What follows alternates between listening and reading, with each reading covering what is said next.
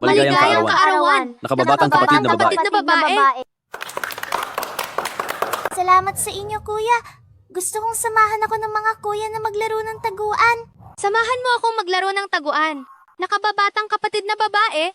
Ikaw ang tanging nakababatang kapatid na babae sa pamilya namin? Kahit anong laro ay sasamahan ka ng mga kuya ito. Ang pamana ng aming pamilyang uyang na Jade Pendant. Kailangan mo itong protektahan ng mabuti. Ang jade pendant na ito ang nagpapatunay na ikaw ang tagapagmana ng pamilyang Oyang. Ang simbolo ito ng iyong katayuan. Naintindihan ko po. Mag-iingat ako. Mga kuya, magbilang na kayo. na kayo. 10, 10, 8, 8, 7, 6. 5. Ikaw na batang babae ka, anong silbi ng pagpapalaki sa iyo? Paglaki mo, magiging katulad ka lang ng nanay mo.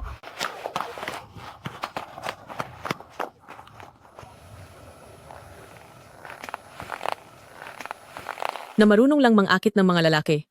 Kamakailan lang, ang pinakamayamang tao sa Chingcheng na si Ouyang Group ay inihayag na ang pamilyang Ouyang na tanging anak na si Ouyang Qian ang tatayong tagapagmana at ang Jade Pendant ng tagapagmana. Ay ibinigay kay Ouyang Qian para isuot.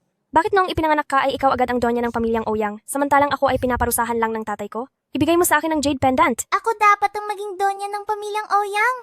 Ayoko, ibigay mo sa akin.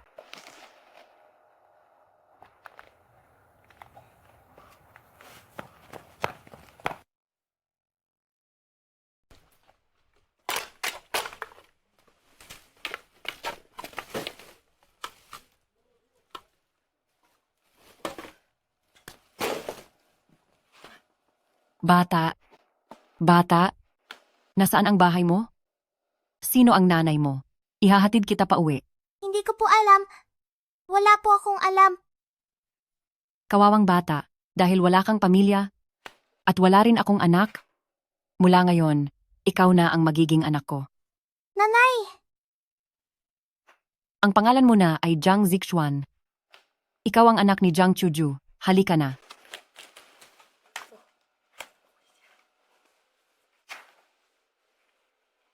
Hello?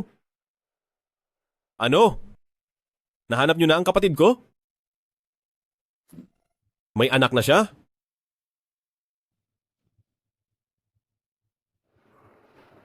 Ulitin mo nga ang sinabi mo. Totoo bang nahanap na ang kapatid ko? Ano? Nahanap na ang kapatid ko? Ayusin ang lahat. Kailangan maghanda para sa anak ng kapatid natin. Para sa kanyang munting binyag. Sa pagtitipon iyon, ipapaalam natin sa lahat ang tunay niyang pagkatao. Bakit ka ba sumisigaw? Nakakarindi ka pagkatapos ng lahat ng ito kung kahit isang lalaking anak ay hindi mo kayang iluwal, ngayon din ay palalayasin kita sa pamamahay ng mga pamilyali. Tandaan mo ito?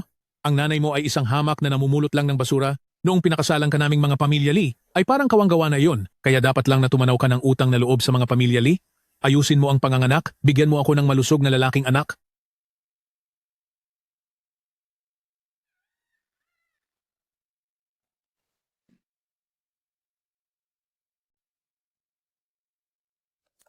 Hay naku, wala kang silbi. Kahit isang anak na lalaki ay hindi ka makapagluwal. Ang pangalan ng pamilya Lee ay matatapos na dahil sa kawalan mo ng kwenta. Ma, kahit anong mangyari, anak din namin ito ni Bowen.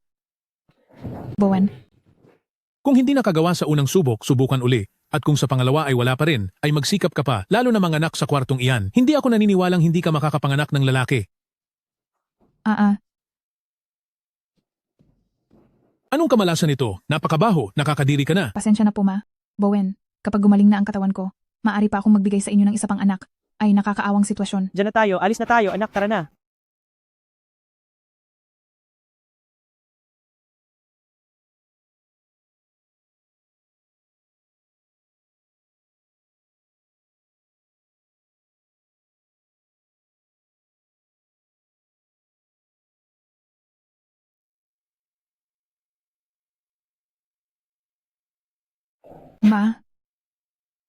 Ma, nagmamakaawa po ako. Bigyan niyo naman ako ng makakain. Sobrang gutom na ako.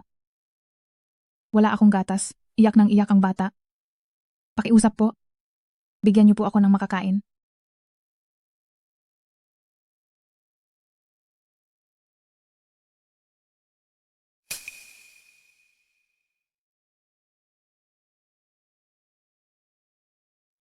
Eto, kumain ka.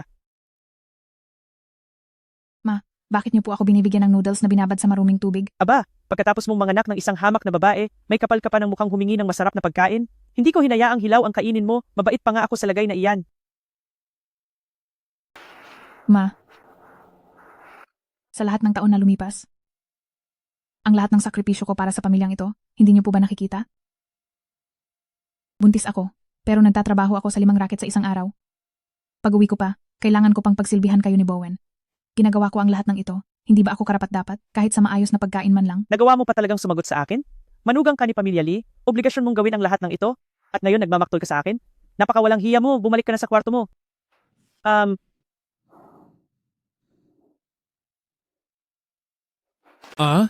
Ito ang imbitasyon para sa full moon banquet ni Ouyang Group Xiaoyi. Saan mo nakuha ito? Napakalaking bagay nito. Siyempre nakuha ko lang ito sa dati kong lalaki. Gamit ang imbitasyong ito, makukuha ko ng lumapit ulit kay Ouyang Group. Kapag naging mayaman at tanyag na ako, iiwanan na kita. Kailangan ko ng pera para sa panggayak, Kuya Lee. Bilhan mo naman ako ng bagong damit. Isasama kita sa party. Walang problema, gagawin ko ang lahat, makabili lang yan. Ang ganitong klase ng bagay ay mas masarap gawin sa harap mismo ng asawa mo. Mas exciting. Lumayas ka. Huwag mong abalahin ang importante kong gagawin. Lee Bowen, ano bang ibig mong sabihin? Talagang nagawa mo pang magtaksil habang nagpapagaling pa ako pagkapanganak? Wala kang kwentang babae, hindi ka man lang makabuo ng anak na lalaki at amoy ka pang lansa at amoy bahay. Nakakasuka ka. Anong karapatan mong pakialaman ako?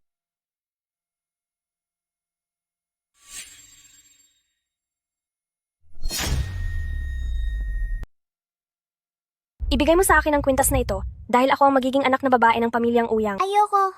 Sa akin ito. Mali lang siguro ang nakita ko sa leeg niya. Paano niya magagawang magsuot ng kwintas ni Ouyang Qian? Ngayon kahit sinong mababang uri na tao, may lakas na ng loob na kalabanin ako. Tignan mo nga muna ang sarili mo kung sino ka. Isang babaeng nagkaanak na, lagkitan ng buhok, sira na ang katawan. Ano mo ikukumpara ang sarili mo sa akin? Ano? Lee Bowen, hanggang ngayon hindi pa kumakain ang asawa mo. Wala siyang gatas na maibigay sa anak niyo. Iyak ng iyak ang anak mo. Habang sa harap ko mismo, ay nakikipaglandian ka sa babaeng ito. Wala ka na ba talagang konsensya? Sino ang tinatawag mong kabit? Ako si Sun Yi, kasama ang pamilya Lee, ay magiging bahagi na ng pinakamayaman sa kapital? Sa pamilya ni Ouyang Group, sino ka ba sa tingin mo? Anong karapatan mong tawagin akong kabit? Nakikita mo ba ito? Ito ang imbitasyon sa pagdiriwang ng anak ng pamilya ni Pamilyang Ouyang. Sa klaseng katulad mo, kahit maging tagapaglinis man lang ay wala kang karapatan doon. Ouyang Group, sobrang yaman nila. Ang makasama sa pamilya ni Ouyang Group ay isang bagay na sa buong buhay ko ay hindi ko man lang mapapangarap. Hoy, ikaw na walang hiya ka? Isama mo ang anak mong yan at umalis na kayo rito. Nagsisinungaling kayo. Si Zixuan ay hindi masamang bata. Oh, akala ko ba kung sino na? Si Jiang Zixuan lang pala, yung nanay ng basurero. Isang masamang bata, isang hamak na bata. Kayong mag-ina ay bagay na bagay talaga sa isa't isa. Hahaha. Kung may galit ka man, ibaling mo na lang sa akin. Huwag mo lang bastusin ang nanay ko. Walang hiyang tao. Babastusin ko kayo kung kailan ko gusto. Bakit? Ang paghamak ba sa inyo? Kailangan pa bang mamili ng araw? Tignan mo nga naman, tignan mo. Kanina lang ay humahalinghing ka pa sa hirap, nawala na raw kayong makain, nawala ng gatas at nanghihina, ngayong nangungutya ka, may lakas ka na uli. Kayong dalawang mahirap na basurero, ang lakas pa ng loob niyong sigawan kami? Zhang Zixuan, Xiaoyi sa anumang aspeto, mas higit kaysa sa iyo na babaeng hindi man lang magkaanak ng lalaki. Totoo iyan. Huwag mong kalimutan kung si Xiaoyi ay may mataas na katayuan, yung pumatol pa siyang magsalita sa mga tulad nyo, dapat na kayong magpasalamat doon. Kung aalis ka, lumayas ka na ngayon din. Kahit isang segundo na makasama ang katulad mong babae, ang susuka ako at malas ang dala mo. Sinabi ko na sa inyo, hindi hamak na tao si Zixuan. Ang hirap na dinanas niya sa pamilya niyo sa loob ng maraming taon ay mas alam niyo kaysa sa akin. Huwag kayong masyadong mang-api. Sasabihin ko ang anumang gusto ko, huwag mo akong diktahan. Tignan mo ang asal ng dalawang ito. Itong si Kuya Lee ay hindi magiging karapat-dapat bilang asawa sa inyong pamilya ni Pamilya Lee. Tama iyan. Si Xiaoyi lang ang kaisa-isang kinikilala naming manugang. Ikaw na masamang babae, walang-wala ka kahit sa kalingkingan ni Xiaoyi. Jiang Zixuan, makikipaghiwalay na ako sa iyo. Sige, maghiwalay na tayo.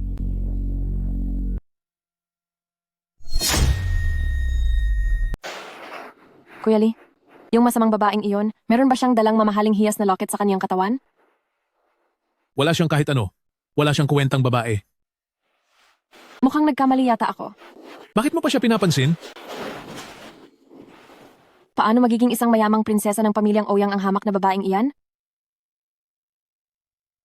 Pwede ba? Patahimikin mo naman ang umiiyak na batang iyan? Napakamaingay, nakakairita na. Tama. Magdidiborsyo na nga lang, ayaw pang manahimik. Ay nako, Huwag ka na uminit ang ulo. Hoy, tingnan mo ang taong iyon. Nakasuot pa ng sombrero pagkapanganak. Hindi kaya bago pa man matapos ang kanyang pahinga pagkapanganak ay magdidiborsyo na sila agad? Kawawa naman. Tingnan mo yung babae, puro pasa ang mukha. Mukhang madalas siyang nasasaktan sa kanilang bahay. At yung lalaki naman ay mukhang masaya. Siguradong madalas niyang pinapahirapan ang kaniyang asawa. Tingnan niyo ang lalaki, may kayakap pang ibang babae. Oo nga. Hindi pa man sila opisyal na hiwalay, may kapalit na agad. Nakakadiri siya. Sinong pinararatangan nyo? Ano? Ang babaeng walang hiya na ito ang dapat ninyong kutyain? Hindi natin alam kung sinong lalaki ang nakasama niya para makabuo ng batang iyan. Kundi dahil doon, bakit namin siya pipiliting makipaghiwalay habang nagpapahinga pa siya sa panganganak? Kung hindi siya nahihiya, ako at si Kuya Lee ay nahihiya para sa kaniya. Tama iyon? Siya, hindi lang siya nagtaksil sa akin kasama ang ibang lalaki. Gusto niya pa na kaming magbayad para buhayin ang batang iyan. Sa ganyang klaseng masamang babae, kung kayo ang nasa sitwasyon ko, makakatiis ba kayo? Libowan, malinaw na ikaw ang unang nagtaksil. Pinilit niyo akong makipaghiwalay at pumayag na ako. At kailanman ay hindi ko hiniling na kayo ang magbayad para sa pagpapalaki sa anak ko. Huwag kayong magsalita ng masama sa akin. Huwag niyong baliktarin ang katotohanan. Ah, ganoon pala ang nangyari. Kaya naman pala, kakapanganak pa lang ay naghihiwalay na. Matindi, ngayon lang ako nakakita ng babaeng ganyan kawalang hiya. Kununan niyo ng video. Kununan niyo. Kununan niyo.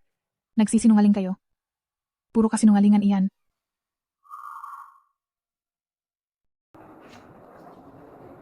Ma, tapos na po ang lahat ng papeles? Simula sa araw na ito, wala na kaming anumang koneksyon ng masamang lalaking iyon. Mabuti na naghiwalay na kayo. Zixuan, laging nasa panig mo si Mama. Bubuhayin kita pati ang anak mo.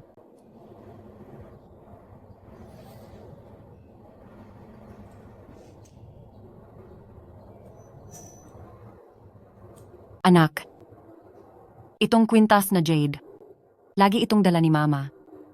Sana ay protektahan ka nito at lumaki kang malusog.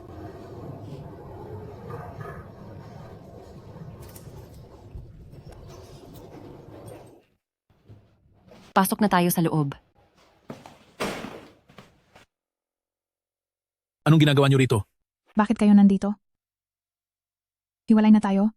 Bahay ko ito? Pakiusap, lumabas na kayo. Bahay mo? Imulat mo ng maigi ang iyong mga mata. Tingnan mong mabuti kung kaninong pangalan ang nakasulat sa titulong ito. Ang bahay na ito ay pinaghirapan ni Mama sa pangungulekta ng basura para ipangbili para sa kasal ko. Kailan pa ito naging sa iyo? Napakadaling sagutin yan. Dahil habang buhay, ay mababang uri lang kayo at wala kayong karapatan na tumira sa bahay na ito. Siyempre, itong bahay na ito ay pansamantala lang nating tutuluyan. Kapag nakuha na natin ang pabor ni Ouyang Group, mabilis na tayong makakalipat sa malaking mansyon. At sa oras na iyon, itong bahay mo, ang gagawa kaming bahay ng aso rito. Imbis na ikaw ang patirahin. Ha. Ang ingay. Hanggat nandito ang pampagulong batang iyan, hindi ako pakakasal sa iyo. Xiaoyi, sabihin mo nga kung paano mo gustong idispatcha? Ang batang salot na yan? Kuya Lee, isipin mong mabuti. Kung hahayaan mo siyang palakihin ng batang iyan, pagkatapos noon, gaano kaya kalaking gastusin niyon? Ang babaeng ito ay walang-wala sa buhay at sa huli ay talagang manghihingi. Pa rin sa iyo. Huwag kang mag-alala. Hinding-hindi ako hihingi sa kanya kahit isang sentimo. Ang sarili kong anak ay mag-isa ko siyang papalakihin. Sa lalaking may anak na iba, ay hindi ako pakakasal.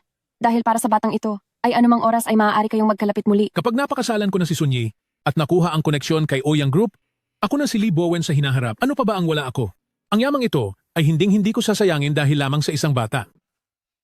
Sabihin mo na lang kung paano mo gustong tapusin ang lahat para sa batang ito? Kapag ang tao ay wala na, saka lang ito hindi manggugulo.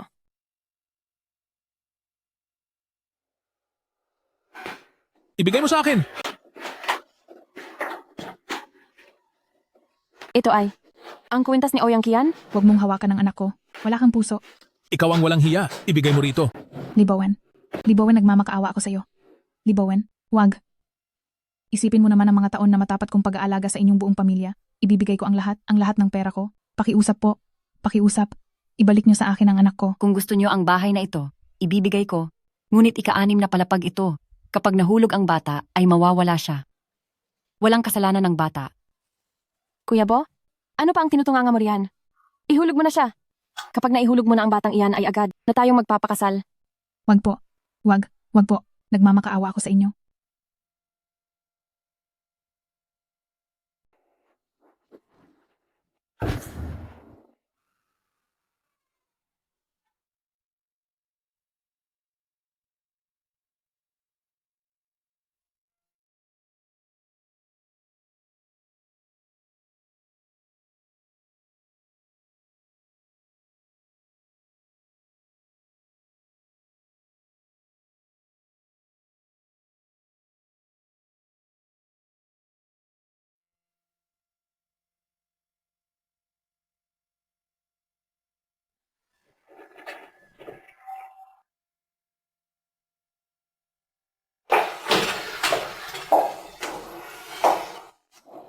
Anak, hindi pa man lang nakakaabot si mama na bigyan ka ng pangalan.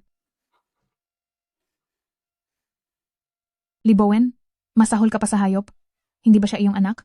Anak mo rin naman siya Gagawin kong kasing halaga ng buhay ng anak ko ang pagbabayad mo. Pagbabayarin ha? Wala lang naman siyang silbi. Ngayong wala na siya, wala na siyang silbi. Hiwalay na tayo at nagagawa mo pa akong saktan? Hindi ka man lang makapanganak ng lalaki. Walang kwenta, walang kwenta. Huwag, pakiusap, huwag.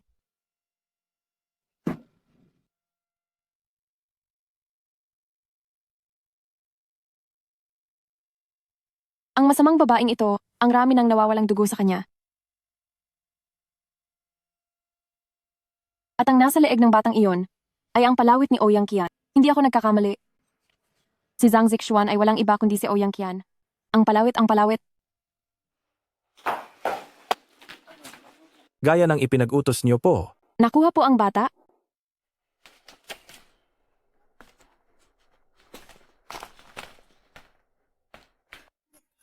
Dahil sa palawit na ito, mapapalitan ko si Zhang Zixuan upang maging nag-iisang tagapagmana ng Ouyang Group, si Ouyang Qian. Ang anak ko. Kian, sa wakas ay gising ka na. Kami ang iyong mga kuya. Tama. Ikaw nga, si Ouyang Qian. Ang jade pendant na mana sa pamilyang Ouyang ay nasa iyo. Ikaw ang kaisa-isang tagapagmana ng pamilyang Ouyang na nawalay ng maraming taon. Bakit ka nahimatay sa tabi ng daan? Nasaan ang bata?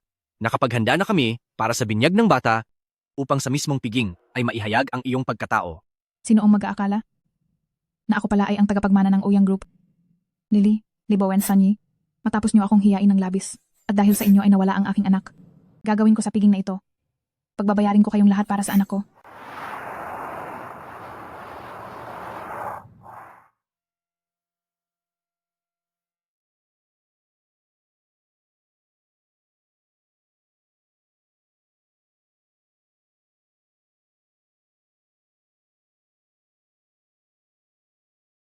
Ikinagagalak naming ipakilala ang anak ng pamilyang Ouyang, si Ouyang Qian, halina sa entablado.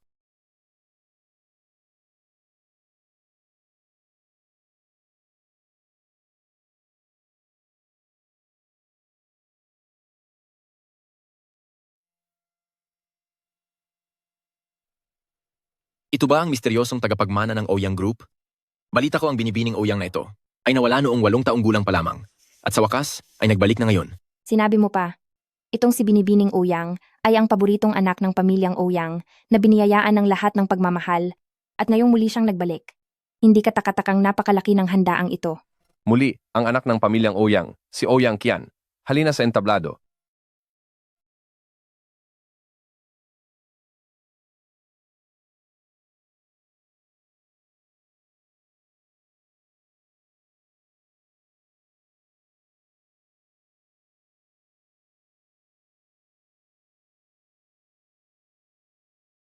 Anong nangyayari? Ano ba ito? Bakit may 2 anak si Ouyang? Paano nangyari yon? Napakahalata naman. Ang isa sa kanila ay nagpapanggap lang. May kapal pa ng mukha para magpakita rito? Anong ibig mong sabihin? Anong ibig kong sabihin? Siyempre, ako ang anak ni Ouyang Group, na si Ouyang Qian. Samantalang ikaw na walang hiya. Paano mo nagawang magpakita rito? Napakakapal talaga ng mukha mo? Mahilig ka ng mang-agaw ng asawa? Pati ba naman pagkatao ng iba agawin mo rin? Zhang Zixuan. Ikaw na walang hiyang babae? Anong mukha ang ihaharap mo rito at magsasabing anak ka ni pamilyang Ouyang? Ikaw, kahit tagalinis ng banyo ni pamilyang Ouyang ay hindi ka papasa. Ang babaeng ito, siguro pagkatapos siyang iwan ni Bowen, ay bigla siyang nabaliw. Nawala na sa katinuan, pumunta rito at sabihing anak siya ni pamilyang Ouyang. Kapag nalaman ito ng iba, tiyak na pagtatawanan kanila. Kuya Bowen, kailangan niyo akong ipagtanggol. Sa wakas, nahanap ko na ang tunay kong pamilya. Kapag tinulungan tayo ni pamilyang Ouyang, ay mas mapapatatag at masusuportahan ko ang pamilya Lee. Xiaoyi, syempre tutulungan ka namin. Pamilya tayo, kaya tiyak na hindi namin papayagan na ang isang hampas lupang katulad niya ay apihin ka. Ako na si Lee Bowen ay nandito. Tingnan natin kung sino ang maglalakas loob na apihin ang asawa ko. Ikaw na kasuklam-suklam na babae, lumayas ka rito agad? Alice? Napakagaling niyong umarte. Kayong buong pamilya. Talagang wala kayong matinong kasama. Hoy, sinong sinasabi mong hindi matino? Ikaw ang hindi matino. Buong pamilya nyo ang walang kwenta. Ang pamilya nyo ang may problema. Sino itong nag-iingay rito?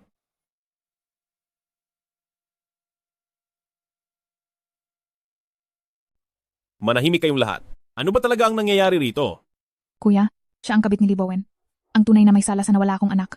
At nagagawa niya pang sabihing siya ang tunay na Ouyang Kian. Kung narito ka para lang manggulo, umalis ka na ngayon din. Dito sa ating piging para sa pamilyang Ouyang, hindi ito lugar kung saan ang kung sino-sino lang ay pwedeng magwala. Binibini, pakiusap, pansinin mo naman ang okasyong ito. Para ito sa kapatid ko, kaya kung hindi ka pababarian, huwag mo akong sisihin kapag pinilit kita. Pero, ako talaga ang tunay na Ouyang Kian. Ang Zhang Zixuan na ito, isa lang siyang mamulot basura. Siya ang huwad dito. Kung hindi kayo naniniwala, handa akong sumumpa sa langit na kung nagsisinungaling man ako, tamaan na ako ng kidlat. Naku, haha, ang ating Xiaoyi. Alam ko na, siguradong si Xiaoyi at ang Ouyang Group ay may malalim na ugnayan sa parehong edad nila. Ang aming Xiaoyi ay nakikipagtulungan na sa Ouyang Group habang ang hamak na babaeng iyan ay namumulot pa rin ng basura. Naku, iba talaga ang aming Xiaoyi, napakahusay na manugang, talagang napakasuwerte ng pamilya nating mga pamilya Li. Kuya Bowen, napakabait niyo talaga sa akin. Kapag napaalis na natin ang babaeng huwad na ito, ay agad kaming magpapakasal ni Kuya Bowen. Sige. Ikaw mismo ang nagsabi niyan.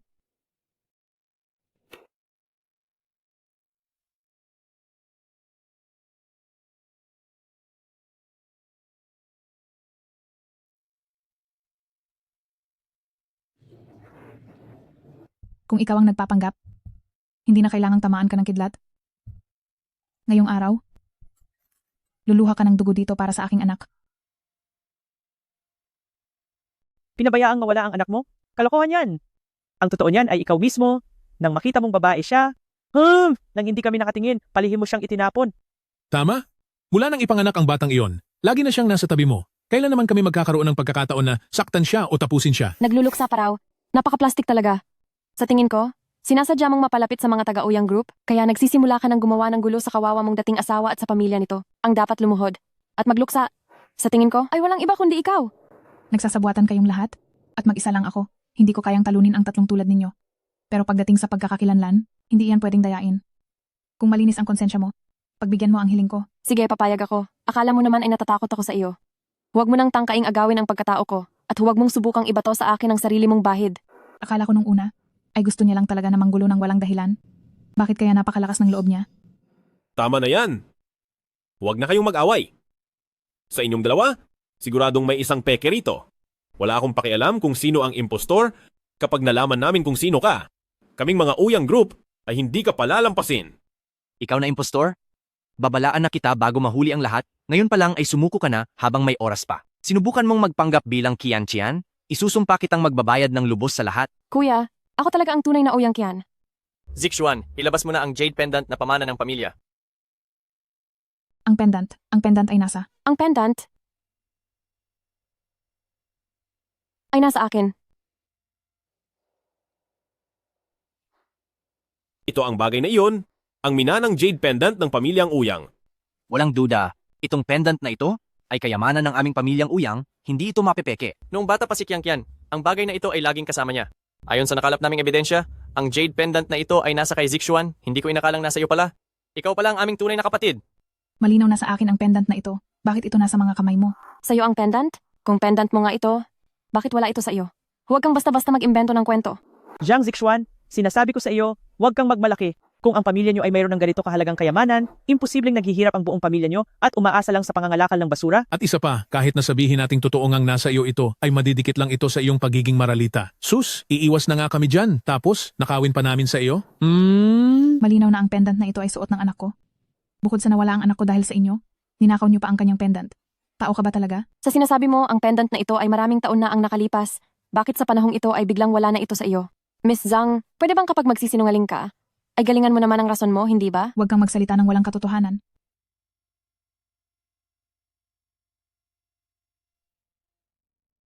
Sinong nagsabing wala akong ebidensya? Pasok. Nay. Zixuan. Alam ni nanay, nasa loob ng maraming taon ay gusto mong mahanap ang tunay mong pamilya. Pero, kailanman ay wala ka namang suot na kwintas na jade. Nay, ano po ang mga pinagsasabi niyo? Itong kwintas na jade na ito. Sa loob ng 15 taon, hindi ba't lagi ko itong suot? Noong naghihirap ang pamilya natin, sabi ko ay isan la ang jade na ito. Pero tumanggi po kayo. Sinabi niyo noong napulot niyo ako, ang jade na ito ay nasa akin na. Sabi niyo, ito ay alaala ng pamilya ko na naiwan sa akin. Hindi niyo na po ba natatandaan ang lahat ng iyon? Zhang Zixuan, pinapayuhan kita, naharapin mo na lang ang katotohanan at huwag ka nang gumawa ng kwento rito. Mismong nanay mo na ang nagsalita. Posible pa bang magkamali iyon? Ang matandang ito na namumulot ng basura, sa pagkakataong ito ay marunong sumunod. Isipin mo nang mabuti, sa kabila ng pagiging mahirap nyo, na mapapunta ka sa handaan ng Ouyang Group, ay napakaswerte nyo na. Tingnan mo. Ngayon ay wala ka nang masabi, hindi ba? Hamak na mahirap ka lang, tapos ay susubukan mong magpanggap bilang si Xiaoyi? Ang pangarap mong ginto ay hanggang doon lang, panahon na para magising ka. Ano bang problema ng nanay na ito? Bakit siya nagmamadali na tumistigo laban sa kanya? Siyempre, siguradong huwad na anak ng Ouyang ang babaeng iyan. Tingnan mo ang nanay niya. Sobrang simple ng suot, mukhang mahirap. Siguradong nakahanap ng mayamang kakapitan ng anak. At ayaw na niya sa pobre niyang ina. Nay, bakit po kayo nakatingin sa akin habang nagsasalita ng walang kabuluhan? Bakit po? Nay, Zixuan, huwag ka nang magsalita pa. Nang makita kita noon, wala ka namang dalang pendant, di ba? Ang pendant na ito ay hindi sa atin. pero ito ang pendant ko. Malinaw na sa akin ang pendant na ito. Mukhang sa kagustuhan nating mahanap ang kapatid natin, mula pa sa simula, ay maling tao na pala ang nahanap natin. Ayos lang yan, kuya. Ngayong lumabas na ang katotohanan, ang totoong Qiang Tian ay nakabalik na rin sa wakas. Kuya, sa loob ng maraming taon, napakapait ng pinagdaanan ko sa paghahanap sa inyo. Totoo ang sinasabi ko. Bakit ayaw ninyong maniwala sa akin? Ma, bakit mo siya kinakampihan? Bakit? Ano bang nangyayari sa batang ito? Mula noong bata ka pa, wala naman talaga akong nakitang pendant sa iyo. Itigil mo na ang pagsasalita ng kung ano-ano. Sumama ka na sa akin, tayo na. Nagsisinungaling ka? Ma, bakit ka ba nagsisinungaling? Ang pendant na ito ay suot-suot ko na bata pa lang ako. Bakit mo sinasabing hindi mo pa ito nakita? Wala nang marami pang salita. Sumama ka na sa akin. Alis na tayo. Sinungaling? Lahat kayo ay sinungaling. Bakit nyo ba? Bakit nyo ginagawa ito sa akin? Bakit nyo kailangan gawin ito sa akin? Umuwi na tayo ngayon din. Kahit na ngayong araw, ay itakwil mo pa ako bilang ina mo. Hindi ko pa rin hahayaang magpatuloy ka sa pagsasalita ng kung ano-ano. Sumama ka na sa akin. Hindi. Hindi ako aalis. Ako ang tunay na Ouyang Qian. Ako ang totoong Ouyang Qian. Kapag hindi ka sumama sa akin, ay wala na? Ituturing na kitang hindi ko na anak.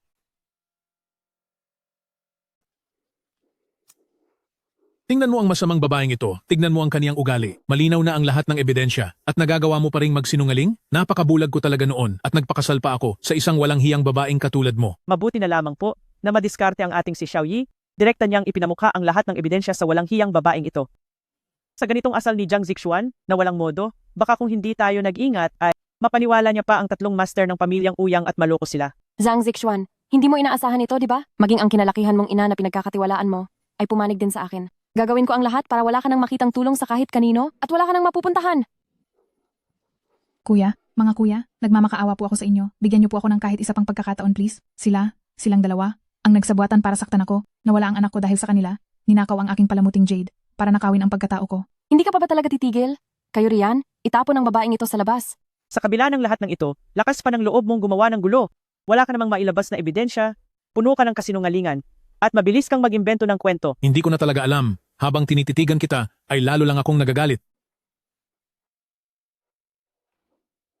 Panganay, bunso, tignan niyo siya. Kanina pa siya nakaluhod. Parang nakakaawa naman siya. Dahil sa sitwasyon ngayon, bakit hindi na lang tayo magsagawa ng paternity test? Sa ugnayan ng dugo, ang ganitong bagay ay hindi kailanman mapepeke. Qiang Qian, pasensya ka na po at kailangan mo na naman na sumabay sa gulo nila. Kuya, hindi na po kailangan ng ganoong kahirap na proseso. May narinig na po akong usap-usapan noon, at kung totoo ito, ay siguradong ang lahi nating pamilyang Ouyang ay hinding-hindi mapepeke. Maari natin, itong subukan agad para malaman natin. Qian Qian, sinasabi mo bang iyon? Tama, narinig ko na. Basta ilagay lang ang medalyon sa tubig at patakan ng dugo ng anak ni pamilyang Ouyang, ay mapapagana ito at may lilipad na isang mapulang phoenix. Kuya, nakalimutan niyo na ba ang tungkol sa bagay na ito? Noong bata pa ako, narinig ko nga itong nabanggit ng aking ina noon. Pero, kahit kami ay hindi pa ito nakikita ng sariling mga mata, kaya kung totoo man ito o hindi, mahirap na itong patunayan. Itong si Sunyi mismo ang nagmungkahi ng seremonya ng Phoenix, paniguradong may masama siyang balak. Sino ang nakakaalam kung sa pagkakataong ito ay lolokohin na naman niya tayo? Ang isang alamat na hindi pa kumpirmado ang katotohanan? Paano magiging sapat na ebidensya? Sunyi, kung malinis ang konsensya mo, magpatawag tayo ng doktor. At sa maayos na paraan ay magsagawa tayo dito ng paternity test. Wow! Ikaw pa itong mapili? Kung wala kang itinatago, tanggapin mo na. Totoo iyan. Si Binibining Ouyang ay pumayag na pagbigyan ng impostor na tulad mo ng ganito katagal Binigyan ka na niya ng malaking mukha. Tamang-tama. Gusto ko ring makita ang tanyag na phoenix ni pamilyang Uyang. Wala ka man lang lakas ng loob na sumubok. Sa tingin ko, baka nga may itinatago siyang masama. Tingnan mo, iyon na ang sinasabi ng lahat. Kung tatanggi ka pa rin, hindi ba parang wala ka na sa lugar? Susubukan ko. Sanyi, sinasabi ko sa'yo, kapag nagtagumpay ako, luluhod ka dito at hihingi ng tawad sa akin. Sige, pumapayag ako. Pero sa kabilang banda, kung ako ang magtagumpay, ay gayon din ang gagawin mo, luluhod ka sa harapan ko at hihingi ng tawad? Tama na. Dahil narito na rin lang tayo, wala namang mawawala kung susubukan natin. Hoy, kumuha kayo. Magdala rito ng isang palanggana ng tubig. Sa wakas, nahulog din kayo sa patibong. Hindi ka magtatagumpay, Zhang Zixuan. Zhang Zixuan, bibigyan kita ng huling pagkakataon. Lumuhod ka lang sa harap ko at humingi ng tawad. Pagkatapos, isama mo ang nanay mo at umalis na kayo rito at baka maaari ko pang isaalang-alang na bigyan ka ng huling pagkakataong maging marangal. Kung hindi, kapag lumabas na ang resulta, huwag mo akong sisisihin, si Ouyang Qian, kung hamakin man kita. Zixuan anak, makinig ka sa akin, alis na tayo. Nagmamakaawa ako sa iyo. Ma, ako ang tunay na Ouyang Qian. Kapag pinalitan ako ng mapagpanggap na iyan, sisirain niya ang pamilyang Ouyang. Hindi pa sigurado kung sino ang luluhod at hihingi ng tawad. Huwag kang magpakasaya ng maaga. Nasa panganib na, pero matigas pa rin ang ulo. Totoo bang iniisip mong ikaw ang sa pamilyang Ouyang na binibining Ouyang?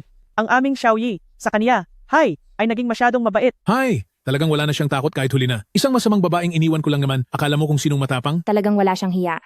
Inaabangan ko nang makitang mapahiya ang impostor na iyan sa harap ng lahat. Ano pang hinihintay natin? Bilisan ang pagpatak ng dugo. Tama, pataka na. Zhang Zixuan o Zhang Zixuan, huwag mo akong sisihin na hindi kita binigyan ng pagkakataon dahil ikaw mismo ang humanap ng sarili mong kapahamakan. Tama na. Handa na ang tubig. Sino sa inyong dalawang mauuna? Ako na ang mauuna.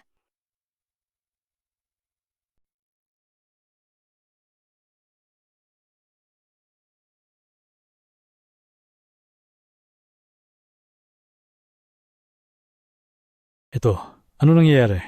Nasaan si Blood Phoenix? Bakit hindi pa siya lumalabas? Anong nangyari? Ang jade pendant na ito. Bakit walang anumang nangyayari? Posible kaya ang tungkol kay Blood Phoenix ay isa lamang alamat? Siguradong sigurado ka noon. Ngayon ay nabuking na ang mga kasinungalingan mo. Hindi ba dapat ay lumuhod ka na at humingi ng tawad sa akin? Wala talagang reaksyon. Anong ibig sabihin nito? Para sa akin, baka naman isa lang talaga itong alamat. Tingnan mo, hindi ba't wala namang nangyayari? May isa pang posibilidad? Hindi kaya ang taong iyon na ang pangalan ay Sanyi ay impostor lamang? Tungkol sa bagay na iyan, ito ay isang alamat lamang noong bata pa kami mula sa mga kwento ni Ina. Ang katotohanan nito ay kailangan pang mapatunayan. Ay nako, totoo iyan, alamat lang naman ito. Ay, alin namang mayaman at kilalang pamilya ang walang mga kakatwang kwento? Ilan lang ba doon ang totoo? Kapag hindi nyo tinigilan ang paghusga sa asawa ko, huwag kayong mabigla kung pagbayarin ko kayo. Kahit ano pa kayong uri ng mga boss ng kumpanya dito sa pamilyang Ouyang, lahat kayo ay walang silbi. Kung ganoon, mabuti pang magsagawa na lang tayo ng DNA test. Sandali kuya. Maaring ang Blood Phoenix na ito ay nangangailangan ng tamang panahon bago gumana. Nangangailangan ng tamang panahon? Sa tingin ko, kailangan mo lang ng oras para itago ang mga kasinungalingan mo.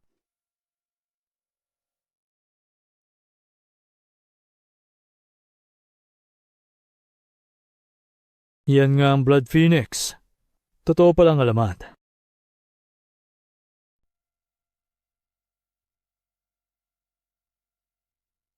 Ay, Diyos ko. Uy, Xiaoyi, ikaw nga talaga ang nakatadhanang babae. Nako, Xiaoyi, ang aming manugang ang siyang pinili ng tadhana. Tingnan nyo, ang Phoenix na yon. Hahaha. Totoo nga ang alamat na ito. Kuya, bunso, bumalik na talaga si Qiang Qian. Nakababatang kapatid na babae. Ang ating sinakababatang kapatid na babae. Diyos ko, ito, napakaganda naman ito. Asahan mo sa isang binibining Ouyang, isa siyang tunay na nakatadhanang tao. Ay naku, nakalimutan kong i-record ito. Ang gandang eksena nito, kung ipopost ko ito sa mga short video site, siguradong magiging viral ito. Nakababatang kapatid na babae, patawad, maraming taon kaming naghanap bago ka namin nahanap, hinayaan ka naming magdusa sa labas. Noong una, nagkaroon pa kami ng duda sa pagkakakilanlan mo. Kasalanan nito ni Kuya, pasensya na. Kuya, maayos lang iyon. Dahil ito sa masamang babaeng maraming pakana, hindi mo ito kasalanan. Sa loob ng maraming taon, hinahanap ko rin kayo. Gusto ko rin makapiling kayo muli. Ngayong nagkita-kita na tayo, ang lahat ng ito ay sulit na. Paano itong nangyari? Paano itong nangyari? Siguradong may ginawa ka. Siguradong may ginawa kang milagro sa tubig. Ang impostor na ito, bakit nandito pa siya? Lumabas ka. Ang pagtitipon para sa muling pagkikita ni na Third Young Master Ouyang at Binibining Ouyang ay ginulo ng husto ng babaeng ito Bilisan mo at lumuhod ka para humingi ng tawad kay Binibining Uyang. Lumuhod ka. Lumuhod ka. Lumuhod ka. Hindi ako impostor. Naloko kayong lahat ni Sanyi. May problema ang tubig na ito, siya ang... Saan ang mga guwardiya? Ilabas niyo ang babaeng ito. Kalad ka rin niyo siya palabas. Ang presensya mo ay parang dumilang sa gitna ng buong reception hall. Wag. Pakiusap. Hindi ko pa nasusubukan. Hayaan niyo akong subukan ito. Nako, tingnan nyo. Ang babaeng walang hiyang ito. Hindi ka ba marunong mahiya tapos na ang lahat at wala ka nang magagawa pero nanggugulo ka pa rin dito? Saan ba siya kumukuha ng kapal ng mukha? Akala ba niya kapag pinatak niya ang dugo, ay magagawa niyang maging si Binibining Oyang ng ganun-ganun lang? Para sa akin, pumunta lang siya rito para manggulo. Maayos ang okasyong ito, pero winasak niya lang ang lahat. Walang hiya. Miss Zhang, ngayon din ay humingi ka ng tawad at lumuhod sa harap ng kapatid ko at pagkatapos, lumayas ka na rito. Wala talagang kahihiyan? Ayaw na sa kanya ni Pamilya Lee. Ano pa kaya kay Pamilyang Oyang, maging ang sarili niyang nanay na nagkakalakal ng basura ay hindi na siya pinagtatanggol?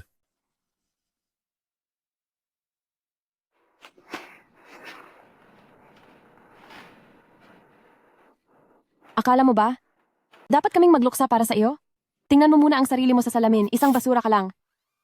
Naninira ka na nga at nagpapanggap pa? Napakasama mo talagang tao. Tama? Matagal ko na ring ayaw ang 3 kamalasang mga gamit na ito. Magaling ang ginawa mo, Xiao Yi. Ano pang tinitingnan nyo riyan? Ihagis nyo na siya sa labas. Huwag. Pakiusap. Bitawan niyo ako. Nakikiusap po ako. Nagmamakaawa ako. Payaanin niyo po akong sumubok. Maari po ba? Pakiusap sa inyong lahat. Zhang Zixuan, sigurado ka bang gusto mo itong subukan? Gusto kong suriin ito. Kailangan ko itong suriin. Dahil kung hindi, paano ko malalaman kung anong panlilin lang ang ginawa mo sa tubig? Binibining Oyang, hayaang suriin niya yan. Tingin ko talaga ay hindi siya titigil hanggat hindi siya napapahiya. Tutal naman ay peke siya, mas mabuti pang hayaan na siyang sumubok. Tiyak na ang hitsura ng babaeng ito habang nakaluhod ay magiging kawili-wili. Sayang naman kung hindi natin papanoorin. Tama. Tingnan natin kung ano pang drama ang magagawa ng walang hiyang babaeng ito. Pakinggan nyo. Hindi na rin makatiis ang lahat. Anong pakunwari pa ang gagawin mo? Gawin mo na ang lahat. Pero para sa akin, pinapayuhan kita na umalis ka na agad. Huwag mo nang dungisan ang marangal na ballroom ng Oyang Group. Napakatagal na nating ginagawa ito, hindi pa ba ito tapos? Hindi ba't basurera lang siya? Pilit pa niyang pinapangarap ang buhay ng isang senyorita. Sa tuwing naaalala ko na kinasal ako sa iyo dati, sobra akong nandidiri. Tian, ang tungkol sa bagay na ito ay sa iyo nakadepende ang desisyon. Kung ayaw mong hayaan siyang suriin yan, tatawag agad kami ng mga security para ilabas at itapon siya. Ayos lang iyon, Tian. Nandito ang mga kuya para suportahan ka. Ang impostorang ito ay wala namang magagawang gulo rito. Sige na nga, dahil napakapilit niya. Mga kuya, pagbigyan na natin siyang sumubok muli. Sige, kung ano ang gusto ng kapatid ko, iyon ang masusunod. Zhang Zixuan, talagang hindi ka pa rin susuko hanggang huli. Ngayong araw ay gagawin ko ang lahat para mawala na ng tuluyan ang iyong pag-asa.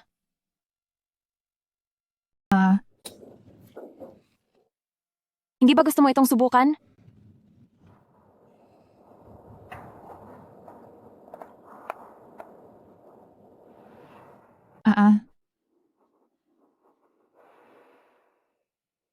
Sanyi, sinadya mo ba iyon? Kukuha lang dapat ng kaunting dugo para ipatak sa kwintas, pero bakit kailangang maging ganito kalupit? Masamang babae ka. Bakit hindi ka marunong rumespeto? Hindi ba ikaw ang nagpilit na kumuha ng dugo? Mabuti na nga ang ginagawa ko para tulungan ka. At wala akong balak na makipagkumpetensya sa iyo. Siyempre, sinadya ko talaga iyon. Kung hindi ko lalakihan ang hiwa, paano ka mawawalan ng pag-asa ng tuluyan?